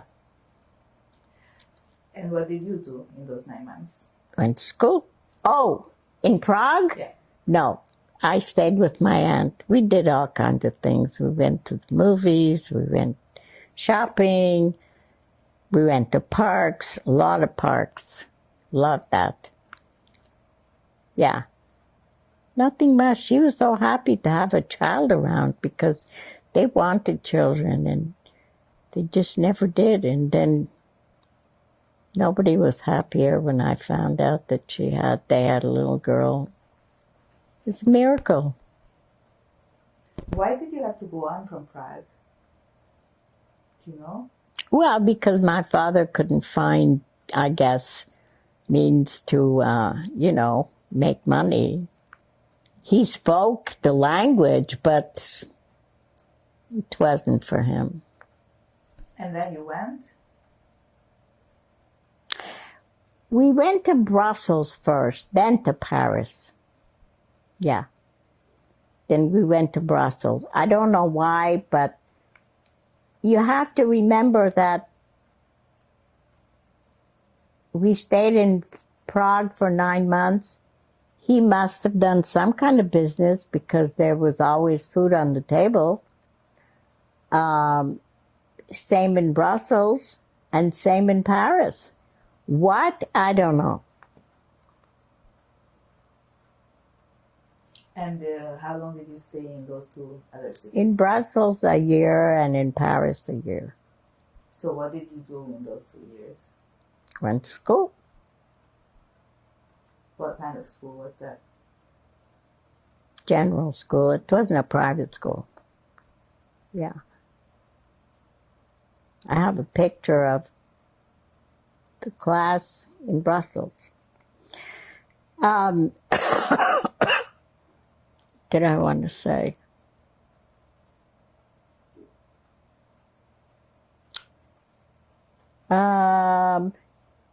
We were talking about Brussels and Paris. School? School. first place in Brussels is where I tasted banana, and I hated it.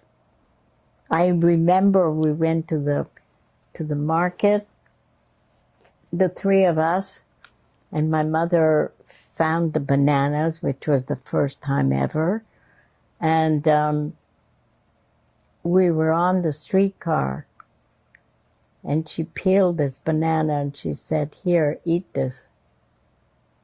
Oh, I took a bite. I thought I was going to throw up.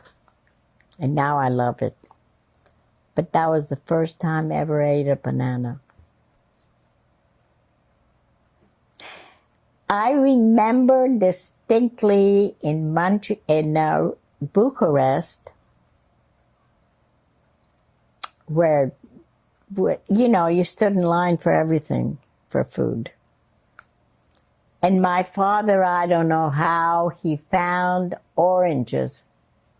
He bought one orange, which I think must have cost them about $10. It was so expensive because it was so rare.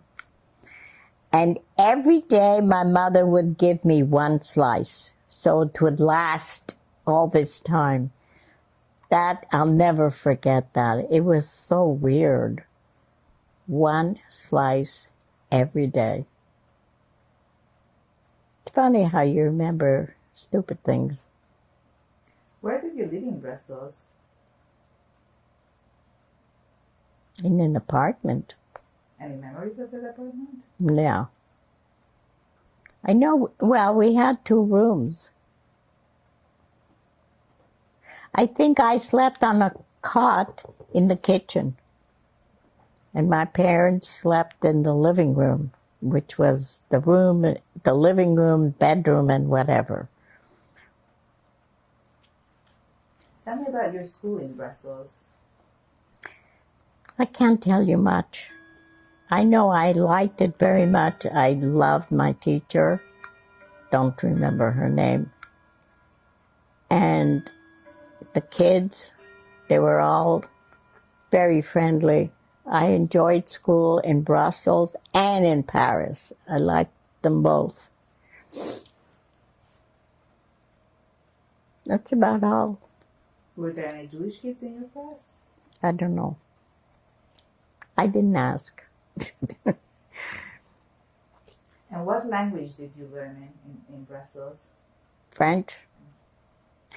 And I started to learn to speak Flemish, but never got far enough. So I didn't. Yeah. Then Paris. What do you remember of Paris? Oh, Paris was wonderful. Every weekend we went to another museum. I remember we went to Versailles. I was blown away.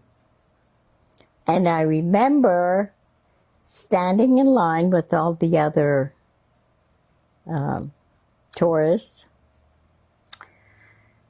And we were getting to the front of the line, and there was a huge mirror, and I walked right into it, thinking it was the hall.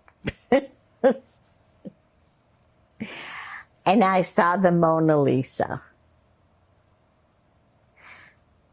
I liked the picture, but let's face it, at my age, I didn't take the advantage of really seeing that painting if I were to see it now.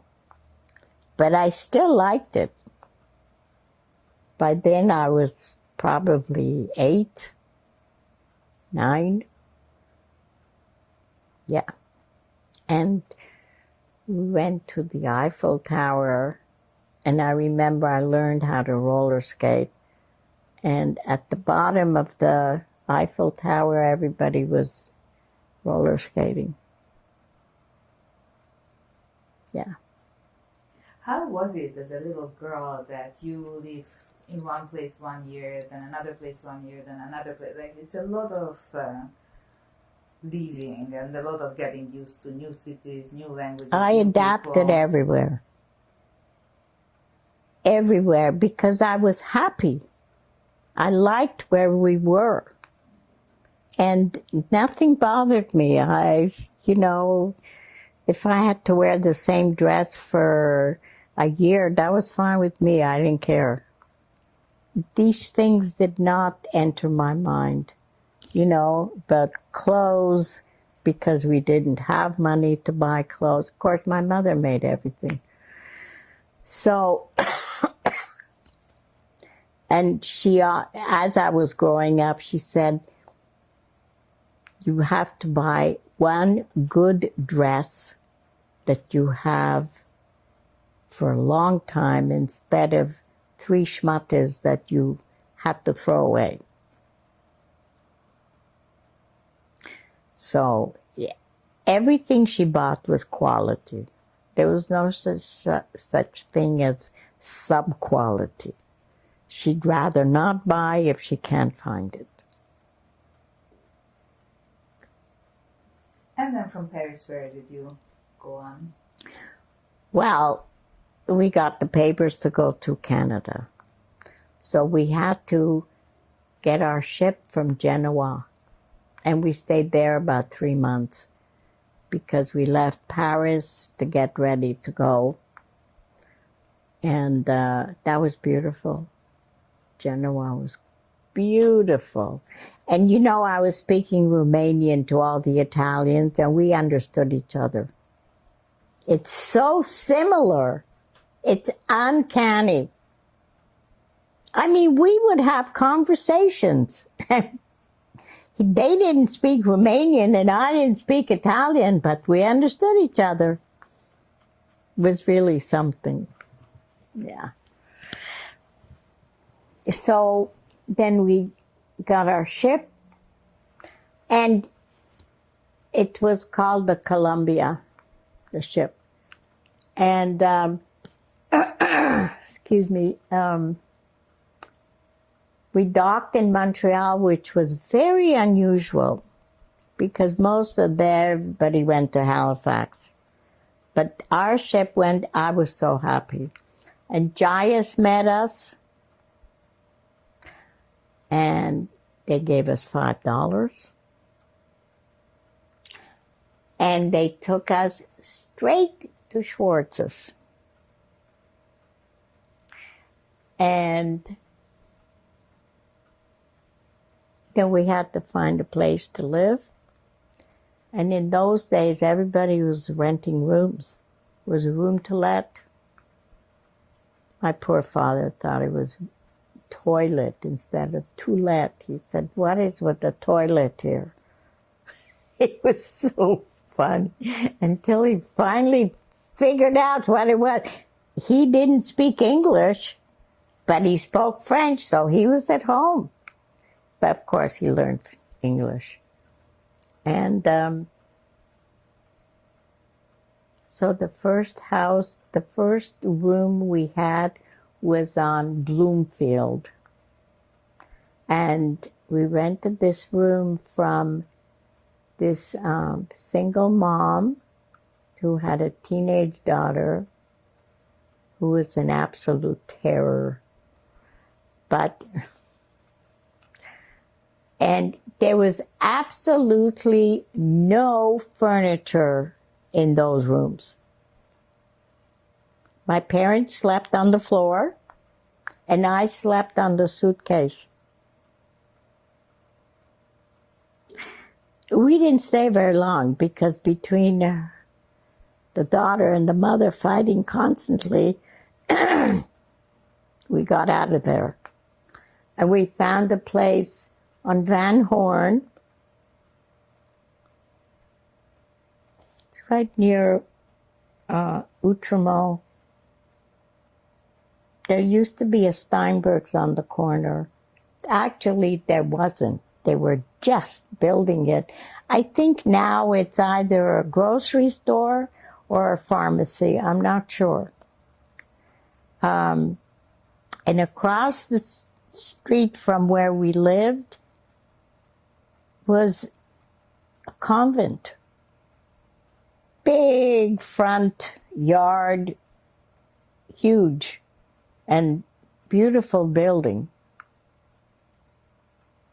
What was the name of that street?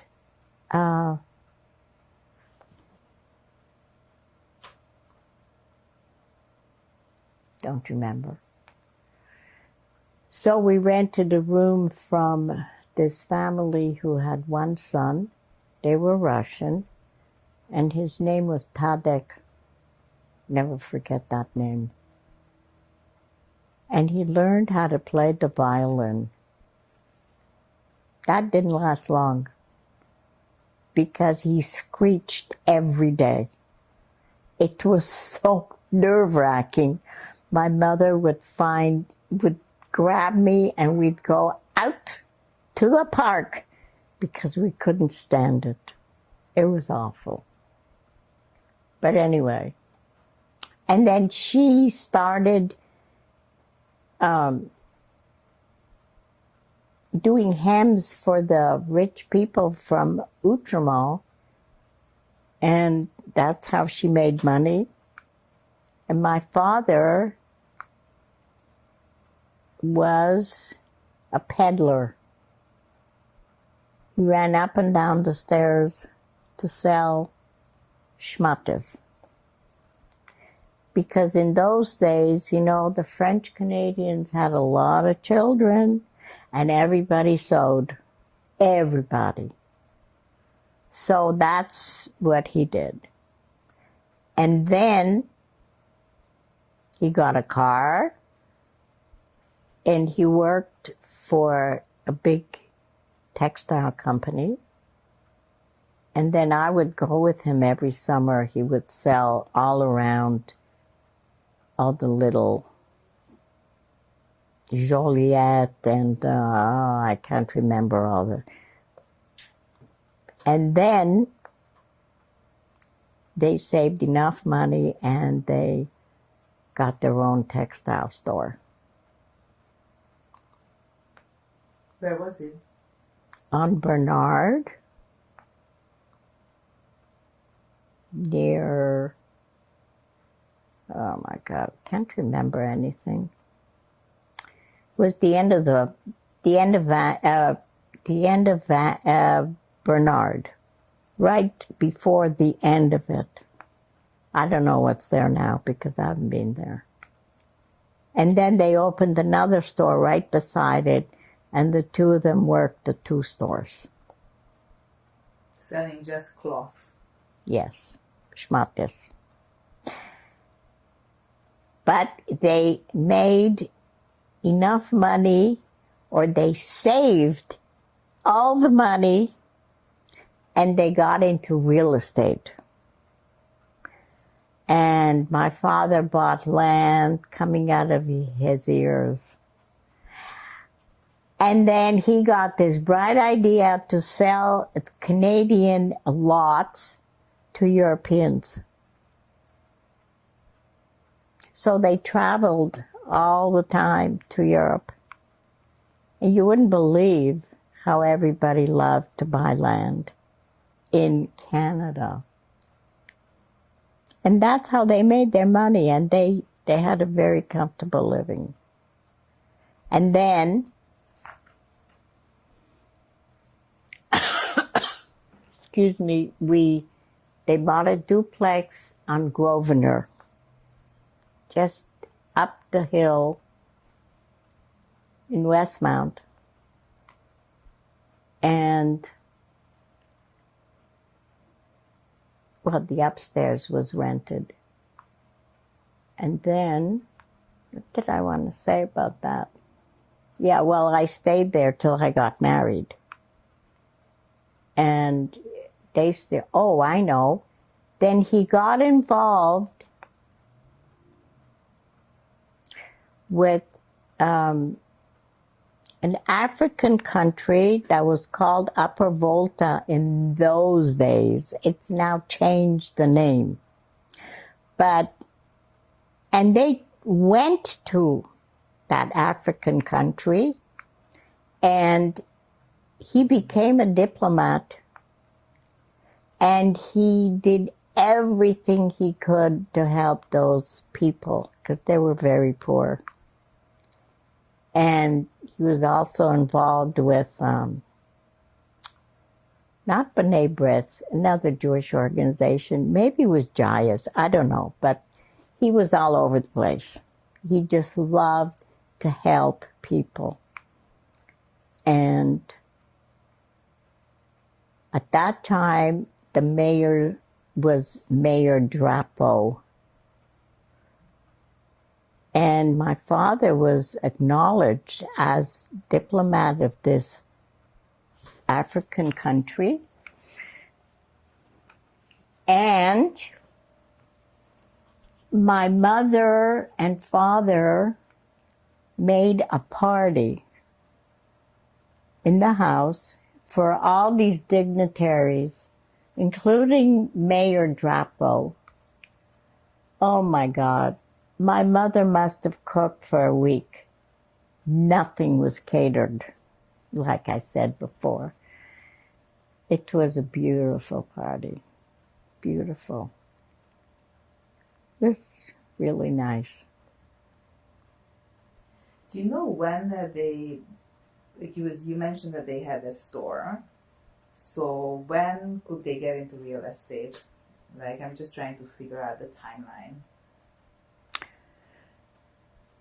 Well, I went to private school because they traveled so much. I couldn't go to regular school because they weren't in Montreal. And I went from 55 to 58, and the school was called Stansted, which is in Stansted, Quebec. And right around that time, 55 is when they started traveling with the real estate. Yeah. And when did they get their two stores? The two stores were before. Yeah, but when? Yeah. How long did it take them to establish themselves enough to be able to? I think I was maybe, 13, 14 at the most, because I worked there in the summertime. Yeah.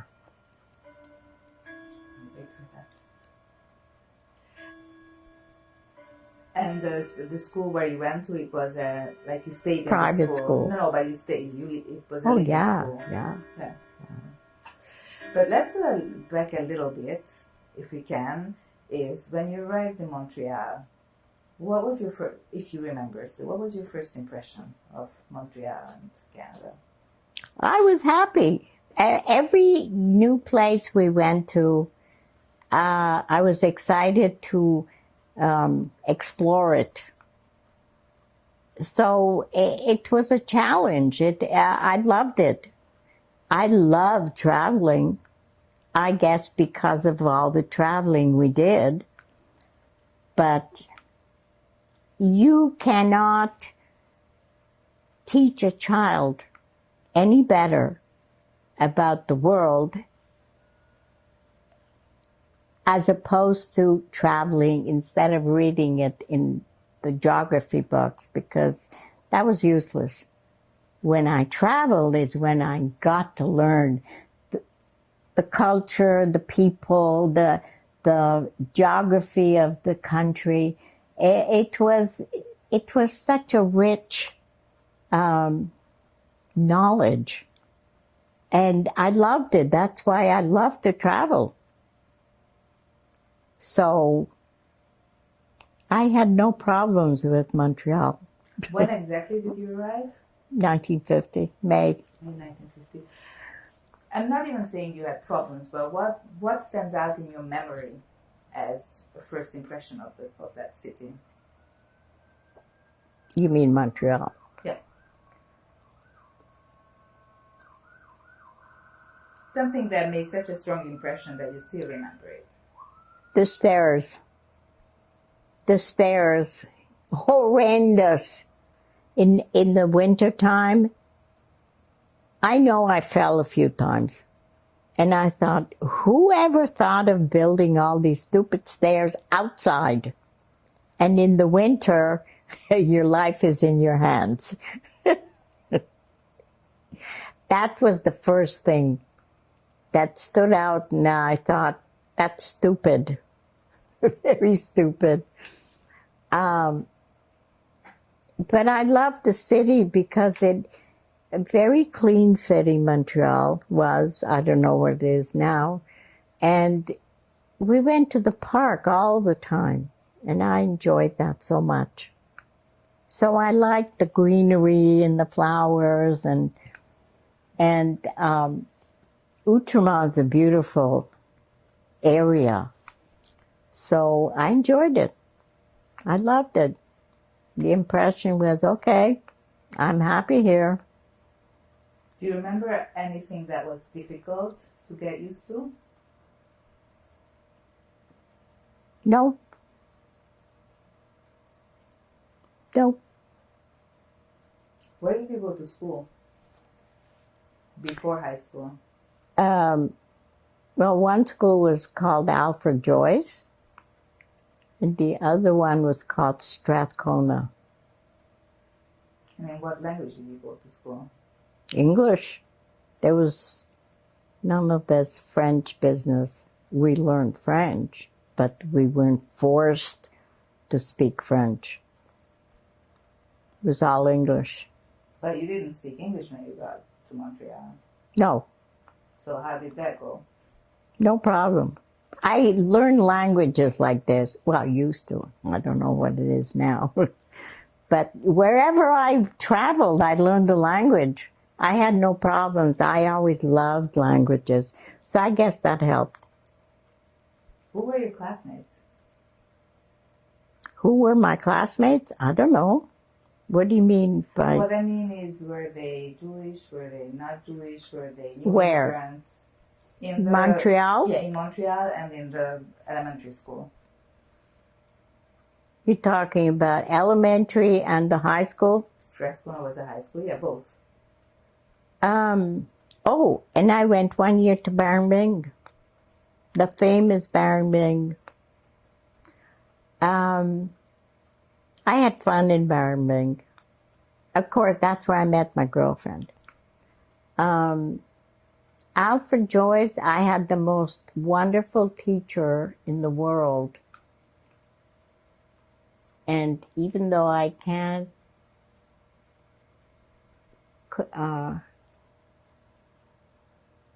Miss Coombs, that was her name, Cooms, the most wonderful teacher. That was in Alfred Joyce. In Barmbing, is it Barmbing? Yes. In Barmbing, we had a teacher who, at that time, we were taught home economics. The teacher's name was Mrs. Katz. Miss Katz, she wasn't married, Jewish. She was a complete, hilarious, 1 hour of her was like, I don't know, it was like winning the lottery. It was so much fun. She was so terrific. And she was always giving us tips on how to behave and what to do. And she was great. That was Barmbing. And then we had a math teacher whom I hated, Miss Clark, because I hate math. And she taught algebra and trigonometry. Neither one do I love.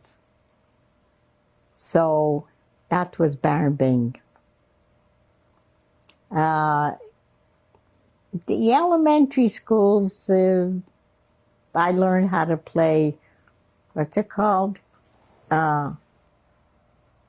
With the ball, what's it called? Not baseball. What's the other thing? Basketball, handball, volleyball. No, I played all those in private school, but not soccer. I don't know. Anyway. Rugby? Rugby. Yeah. Well, we did that in Stansted. And the school is still, as a matter of fact, they had, yes, last Saturday, was, I don't know which homecoming it was, but I wanted to go, but I didn't go. It's a great school. Loved Stansted, really did. What did you like about it the most? Learning to live with other people, sharing. Even though you're so closely knit, you all belong to a society that really teaches you all about life. We had students from all over the globe. It's a very well-known school. And they came from Africa and Australia and Barbados and you name it, they were there. But when I went to school, there were like about 128 boys and there were, I think, 32 girls. We had the pick of the litter. We had a great time. And they had dances and they had events and it was great. I didn't miss home 1 minute. I couldn't wait to go back. So I'm so glad I really spent the time away from home because it really teaches you a lot. Yeah. Were there any other Jewish kids in that school? One Jewish boy. And he said to me, what was his name? I think it was Jerry. We have to stick together. I said, no, we don't. He was very nice, but he wasn't my type, okay? And we went to church every Sunday. Okay, so there's no synagogues in Stansted, okay? So you had to pick Catholic school, Anglican, or what's the other one? Protestant. It's Protestant, but so is Anglican. Anyway, so I picked the first one, also Protestant, because Anglican is like Catholic. You have to make the sign of the cross. I wasn't having that. And Catholic, forget that. So I went to the first United. That's okay. The nicest minister on 2 feet. He was absolutely terrific. And I enjoyed his sermon so much. I was looking forward to it. And I didn't have to do a thing. I just sat there and listened to him. That was it. So there was nothing wrong with that. Don't forget, I went to a convent. After a convent, anything is fine. Right? Going back to your first school, when you first arrived, what was your welcome by the other students? Like what was their reaction to this little girl coming from Europe?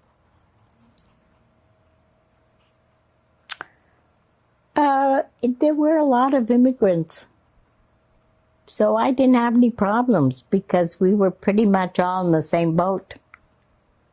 Right? So we all got along because we understood each other.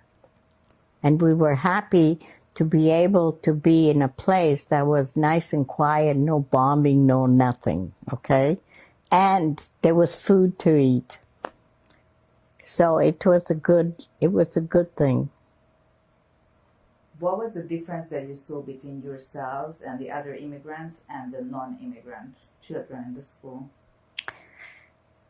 You know, in the 50s, children were much kinder, and they didn't have any quirky habits like drugs and drinking and whatever, and everybody tried to be nice to everybody.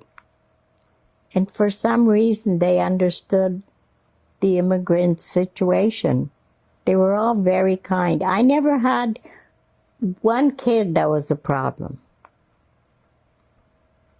So it must have also been the parents who, don't forget in those days, the mothers were home. They weren't working. So they got taught and educated from all sides. Now, unfortunately, you know, the parents have to work and there's nobody to teach them. But I had no problems. Have you ever come across somebody calling you a greener, a galver, an immigrant? No.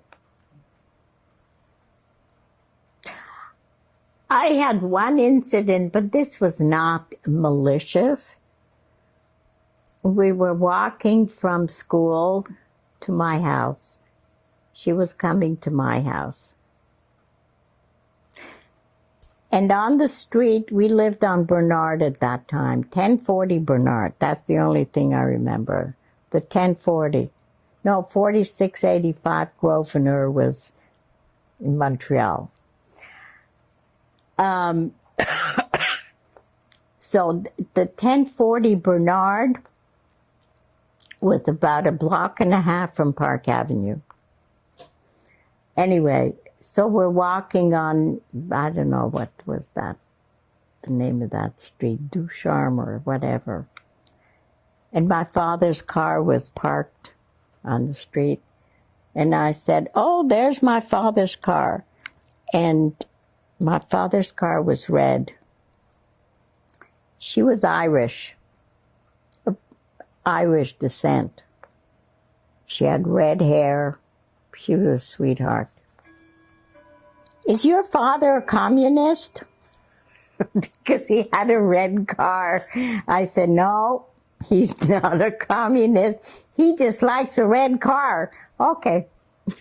That was it. That was the only non-malicious incident. Have you come across any discrimination in Montreal as a Jew from the part of non-Jews? No. Not when I was growing up. No. And later? Excuse me. When we first arrived in 1950, after my father got a car, we used to go up to the Laurentians every weekend. The first time we went to the Laurentians, and my father was looking for a place for us to stay, there was a big sign, no Jews allowed. That totally destroyed my father because he was thinking, I ran away from this. What's going on here? That was the only sign we ever saw like that. But it hurt. I mean, that is awful. No Jews allowed. How do you know I'm Jewish? Unfortunately, my skin isn't dark enough for you to know what I am. Right? How dare you? That was it. Do you remember where that was in the Laurentians by any chance? As we were coming to the Laurentians, there was, I don't think it was called a motel in those days. I don't know what it was called. Rooming house. Right when you come into the main drag. That's where, yeah. I've heard others describe that sign too. That's why I'm asking. Really? Yeah. I heard from other survivors that there was a sign like that in Saint Agathe. That's where, yeah, that's where it was. That was despicable. But I never again saw that sign. Well, today you can't get away with that, you know. Did you have any connection to the Jewish community when you first arrived in Montreal? Well, I know we went to the synagogue, but my real connection was when I got married and I joined B'nai B'rith, and I was very busy with them. And eventually I became president there, and I loved it because we had bazaars once a year, and we would run around St. Lawrence Boulevard for donations, and it was fun. And I did Meals on Wheels, which I loved more than anything. Nothing gave me greater pleasure than when I brought a meal to an elderly person who was waiting for me, because I would sit and talk to them.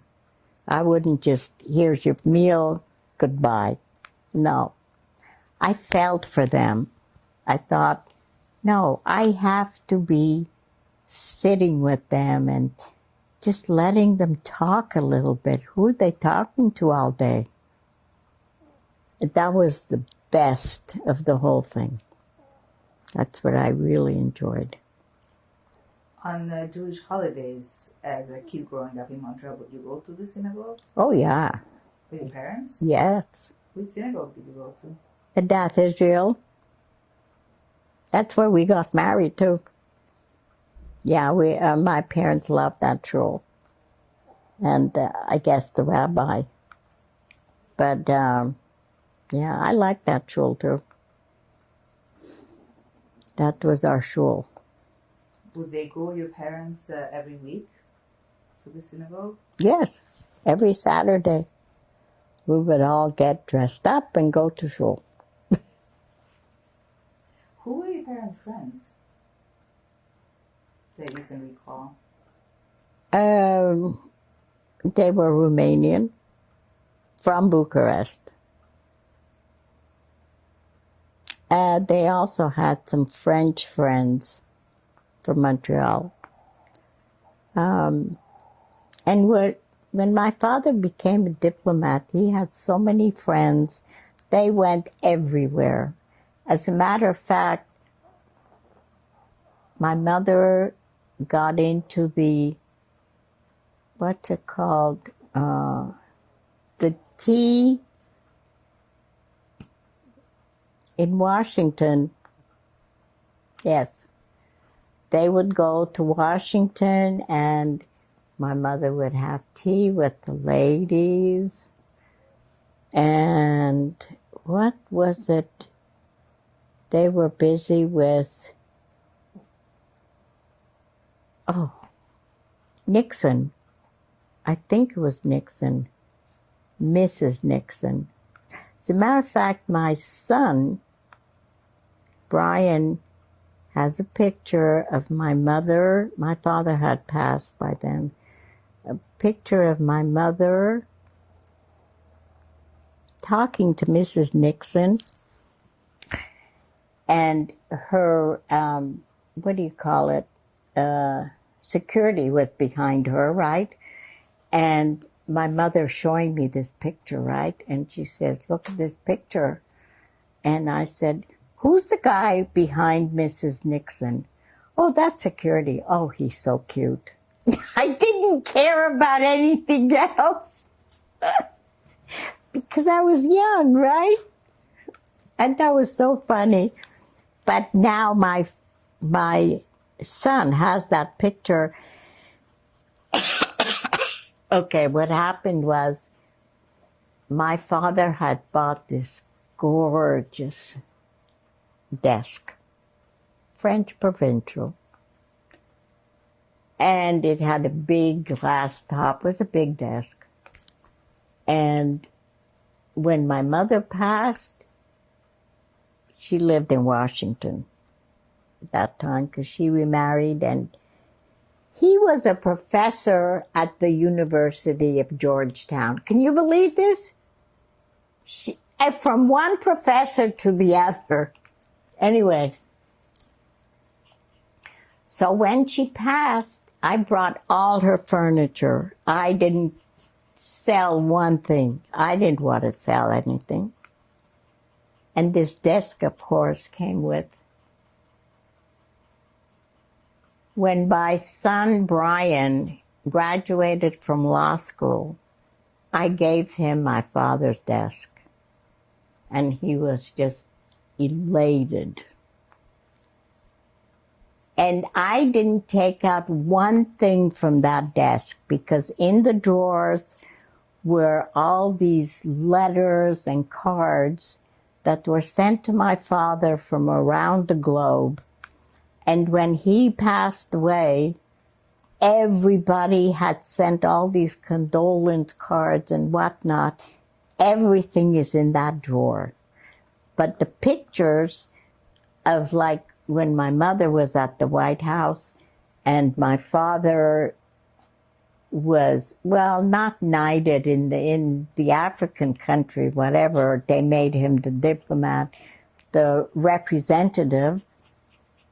There's a picture of him with the African dignitaries. So my son has all this history underneath the glass. So, what were we talking about? We're just talking about your parents' friends.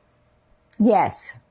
So, because of all this, they made a lot of friends. They had friends in Spain. They would spend a month in Spain with friends they met along the way, you know, or they would be in Monaco with some other friends. I mean, they were just all over the place. And they loved to travel, but at the same time, my father was doing business. So it was good both ways. So let's get back to you. You finished high school, and then what did you do? I went to work.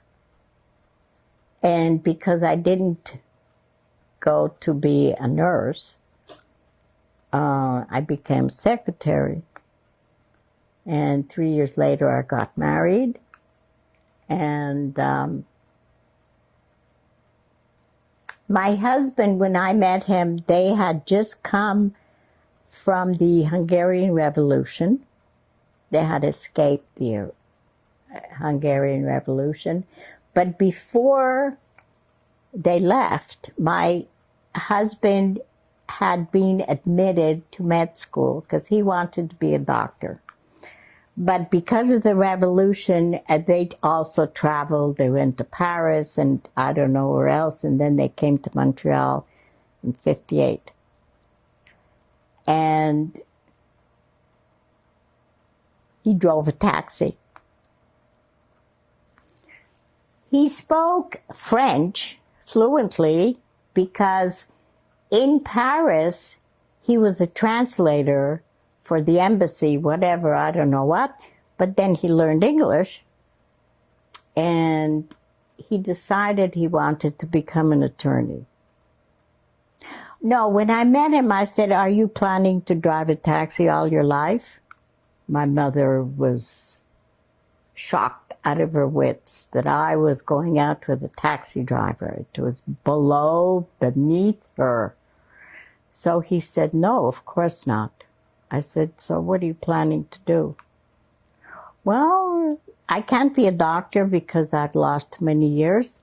So an attorney." I said, "Okay, here's the plan. We get married, and the minute we get married, you go back to school. I don't care how many years it takes. We're both going to work, and you're going to become an attorney." And that's exactly what happened. It was like 7 years of, what's it called, the plague. It was really hard, but we didn't care because we knew what the end result would be. And of course, it paid off. And then, so I became a secretary. I was working in offices, and then I worked at the Toronto Dominion Bank downtown.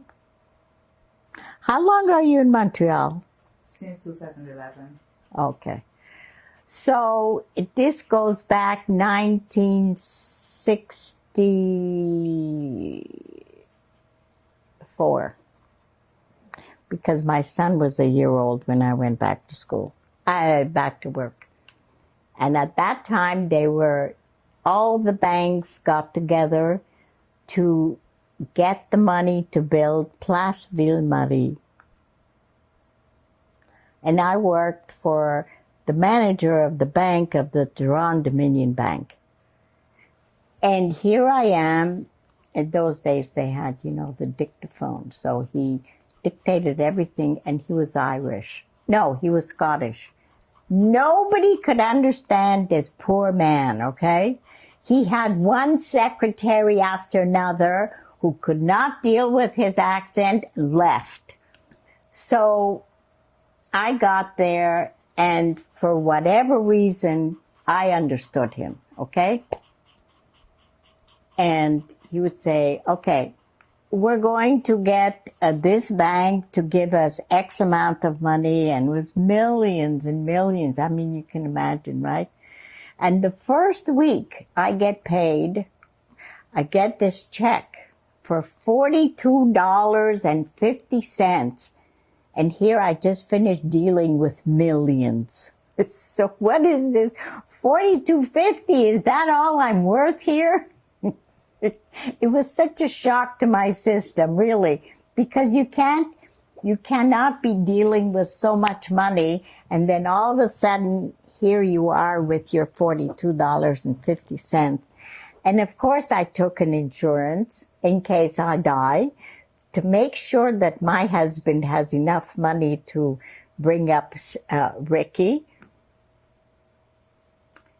So the human resource manager comes to my desk and he says, here's your insurance, and Martha, you're worth more dead than alive. Because at that time, I remember distinctly, I took out an insurance for $10,000. So anyway, but I had a good time. So your first son was born in 63, Ricky, and then well, my husband was going to school, so Brian was born in 69 and Angie was born in 71. And did you stay working until your husband? Oh, yeah. And even after that? Well, my husband became an attorney. He opened up his office with another attorney. And he said, honey, can you come help me set up the office? Sure, no problem. He said 4, 6, 8 weeks at the most, and then I'll get a secretary. Well, P.S., 2 years later, I was still there. And I said, okay, I give my, what do you call it? What do you call that? Resignation? Resignation. Here's my letter, I'm leaving. What? Get yourself a secretary. I had enough. After 6, 8 weeks, here I am 2 years later. No, that's it. So then I stopped working. No, then I worked only with agencies because I didn't want to work full-time anymore. And because I was doing all these things with the kids, I mean, the boys were doing hockey. My husband was taking them to hockey 4 o'clock in the morning. Angie was doing ballet and gym and I don't know what else. So piano lessons. It was busy. So that's what happened. What's his background? You said that he came from Hungary in 58. Where was he born? Budapest. And yeah. What happened to him and his family during the war? They were all hiding. He was actually with a family, a Christian family, who took care of him for 2 years because he was very sick. He had tuberculosis, and they took care of him. So he was okay. He had a brother, and his brother was with the parents. And as I said, he he did very well in school. He was very smart. And then he really wanted to be a doctor, but was not to be. Were they a religious family? His grandfather was a rabbi. And his uncle, which was my husband's mother's brother, he did all the Jewish holidays with the white coat and the whole 9 yards, okay? And when it came to Pesach was always a circus because the prayers would last forever. And then as the guys got more courageous, they said, short prayers because we have to watch the hockey games. They didn't let him go into the whole 9 yards because that's when they're playing for the Stanley Cup, right? They can't miss the hockey games. So I was so thankful because it was really too long. I mean, we finished 10 o'clock at night? No, that's too much for me. But we got along very well. It was a nice family. The brother and his wife lived with my mother-in-law, her husband until he died. And they all lived together, just like in Europe. And the houses there, they lived on St. Joseph and Hutchison and Park Avenue. And this building had huge apartments like they used to build. But then they slashed the apartments and they made them 1 bedroom, 2 bedrooms, because most of them had 3 bedrooms and long halls. Sorry to interrupt. I gotta stop. Okay. Recording? Wait.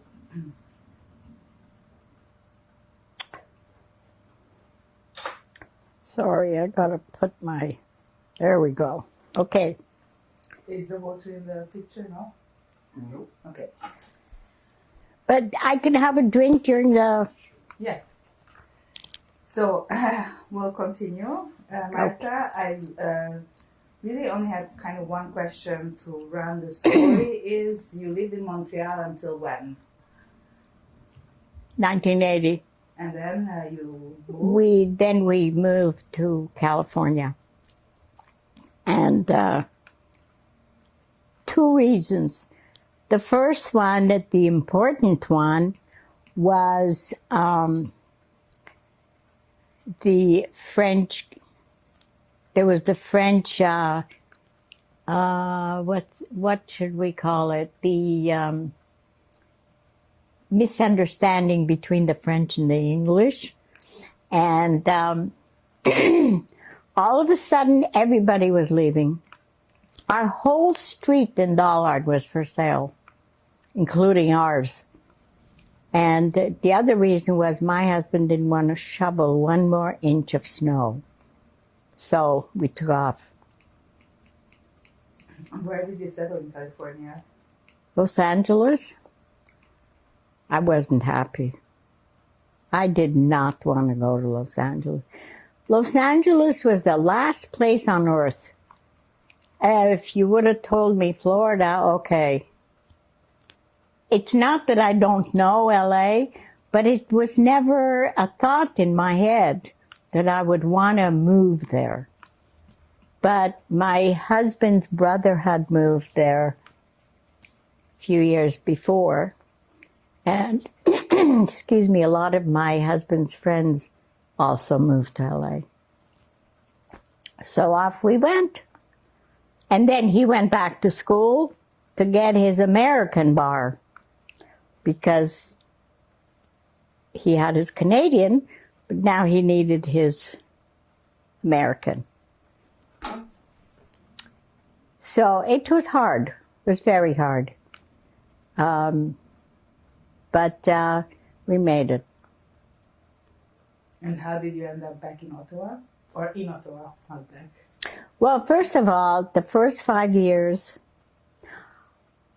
I would say 3 out of the 5 years, I got on a train and came back to Montreal. I could not get used to LA. I hated it.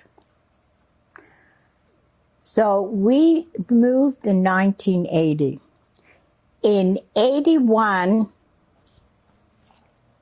I went back to Montreal with the kids. And my husband was in LA. And I said, the kids have to finish school, I'll come after. I went back to LA, still didn't like it.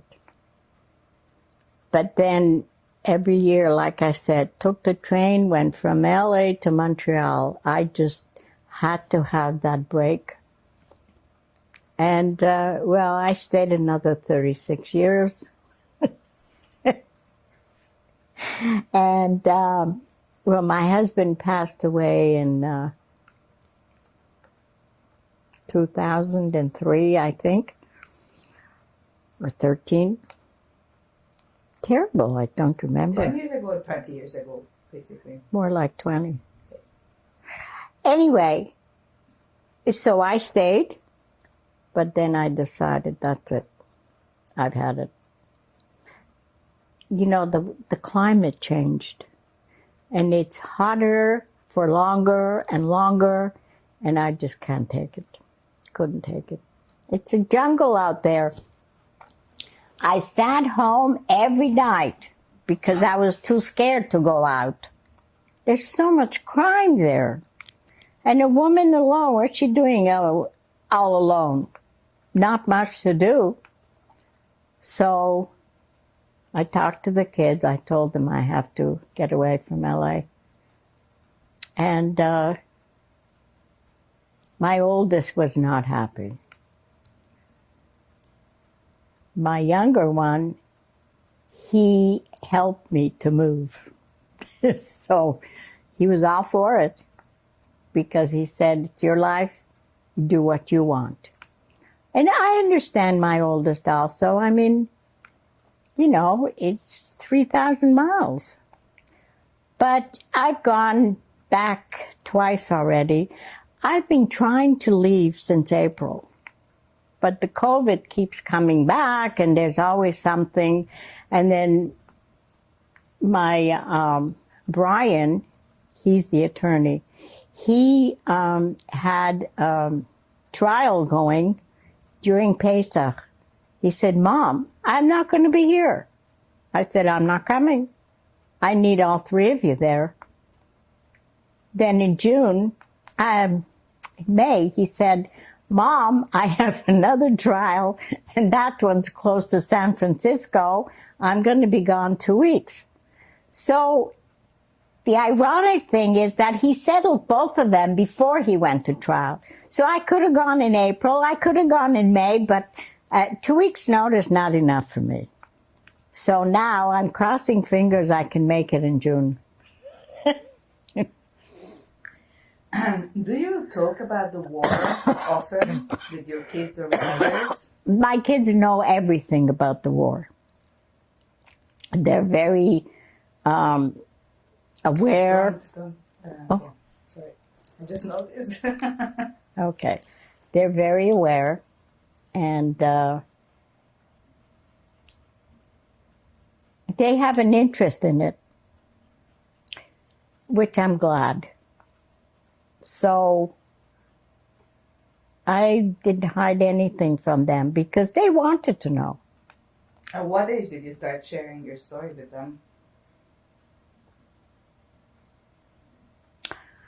I think over the years, a little bit here and there, and, you know, as they got older, of course, because they would comprehend more. And I think the movies that were put out, like Schindler's List and whatnot, I think that gave them a better understanding. So it was over the years. How about with your husband? Did you swap wartime stories with your husband? Was there much talk about what happened to both of you during the war? I know that they left Budapest and they walked part of the way, and his brother, let's see, 3.5 years younger than him, 3.5, 4 years younger than him, he carried him on his back walking to Vienna. And, excuse me, and then they went to Paris, and they were there, I don't know how long, not that long. That's not what I mean. What I mean is, did you talk about it with your husband? Was it a topic of conversation, your wartime experiences? Not that often. Not that often. Because, you know, if the subject came up, we would talk about it, and then that was it. Who wants to talk about the war? It's heartbreaking. Why do you want to put yourself in that position? I mean, I read so many books on the Holocaust. I can't read one more because I'm done. I'm done. I can't do it anymore. So it's not that I'm trying to run away from it. I don't want to deal with it anymore. Because there are so many sad stories. Well, I have an aunt, had an aunt. When we moved to Paris, my father met a cousin of his.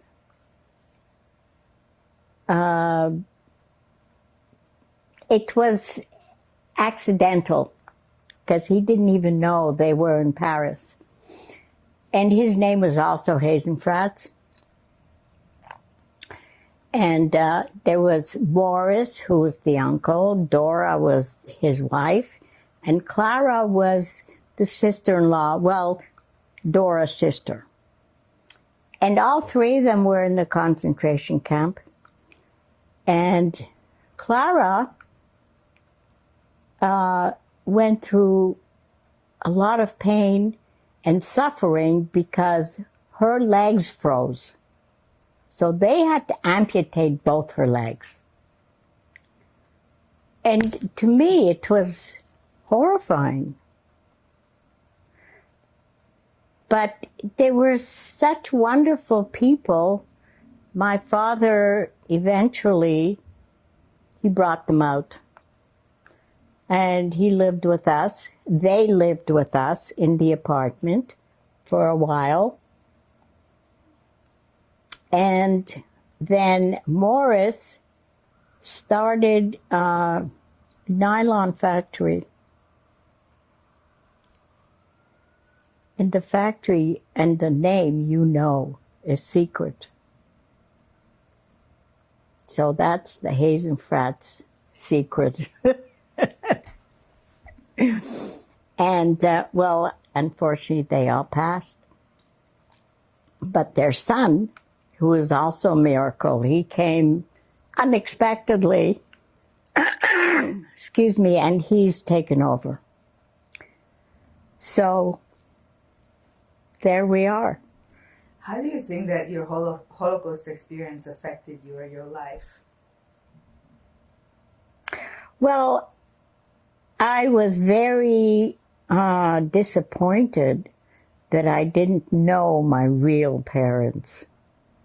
And that's something you can never recuperate from, because they were your blood. And I wanted to know everything about them. But on the other hand, the people who adopted me were so wonderful I'm grateful every day for all they did for me, because they rescued me. So there's two ways to look at this.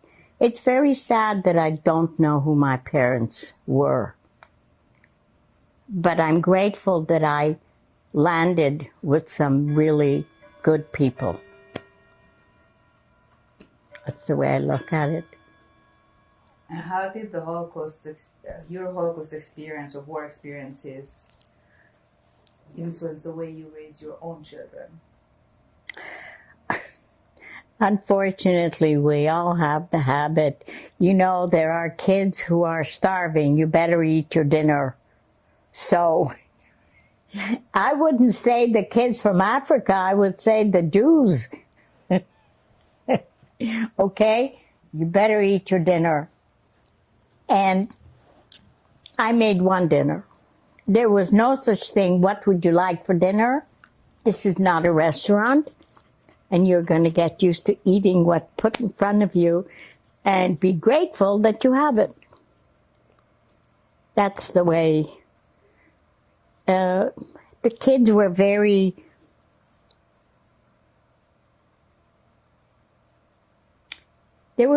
obedient up until, but all in all, they understood. And from the way they are raising their kids, I can see that it was never lost. Why did you decide to share your story now? Because it's very sad that too many people don't believe it ever happened. And it needs to be alive, and it needs to be remembered. And unfortunately, anti-Semitism has come up. It's put out its ugly head again, and it's frightening. It's frightening. And we're not a big people, so we have to let the world know that we do exist. And we are here to make a difference.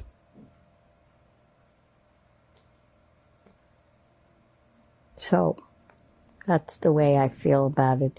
Because education is not what it used to be.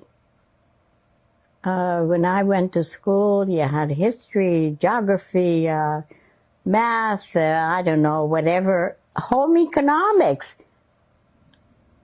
A teenager today doesn't know how to sew because she was never taught how to sew. I mean, it's a little thing, but it's not a little thing. It's a big thing. And when my kids were growing up, I told the boys, you don't know when you're getting married. You don't know if you're getting married. So you need to know how to take care of yourself. You need to know how to wash and iron and cook and whatever you have to do. I don't care if you're a boy or girl. It's just being able to take care of yourself. And that's the way it should be. So my kids are very hands-on with their kids. Very hands-on. And it makes a difference because the children are much happier because they have a rapport with their peers. Do you have a message for future generations that you'd like to share? Well, it's very hard for me to give a message because, unfortunately, I don't know this world. It's so changed. It's so different. Moral standings are out the window. People don't respect each other. They don't really love each other. There's more hatred than love, and that's a very sad thing. And if all this could be turned around so that people can understand each other. Everybody has their way of life. Don't discriminate. You are your own person, and they are their own person. Live and let live. And that's not happening now. It's very sad. I mean, did you see what went on in Boston? Did you have that in the 50s and 60s? No. That's because people are not, the family life is out the window. Respect, morals, out the window. So they need attention, and this is the way they show their attention. By killing other people. What are you getting out of this? Can you honestly know what this person, why they did it? What is the reason behind killing another human being? Getting a high from that? And half of them are on drugs. And that's the other sad story. So, my message is, if you can be normal again, you'd have a better life. And you know, I'll tell you another thing. Electronics and all this new, what do you call it? Innovations that are coming through. They're good, but they're not good. Kids are not kids anymore. You walk around and the baby is playing with the phone. Excuse me. That's not a child anymore. Okay? Kindergarten, they're on the computer already. They don't go out to play. They don't know how to communicate, how to share their life. Oh, come to my house, we'll have dinner and we'll play games. And no, everybody's on the stupid phone. They don't know how to socialize because they're on that stupid screen 24/7. So that's why I'm saying I spend more time on the phone with customer service these days with all this new innovations than I did 50 years ago. Okay? And life was very simple then, and it was great. You didn't have to deal with, oh, because of COVID, we no longer talk to anybody. You can't get a human. You don't know if you're talking to a robot or a human. So I always say, I need a human because I don't want to talk to cables. That's demeaning to me. I'm not a moron that has to talk to cables. I want to talk to another human being, okay? They don't have time for you? Too bad. Is there anything else you would like to add that I didn't ask you about? No. All I can say is that, all in all, I am very grateful every day for all that I have, for the kids I have, and I'm praying that everybody will have a good life, healthy life, and I've done all I could do, and the rest is up to them. Thank you very much. We'll finish here. We will go on the computer, so I will just give the parting words. So this has been Esther Andor interviewing Martha Hasenfratz. Very good. And the interview will be deposited at the Montreal Holocaust Museum and at the USC SHOAH Foundation. Thank you very much. And It was my pleasure.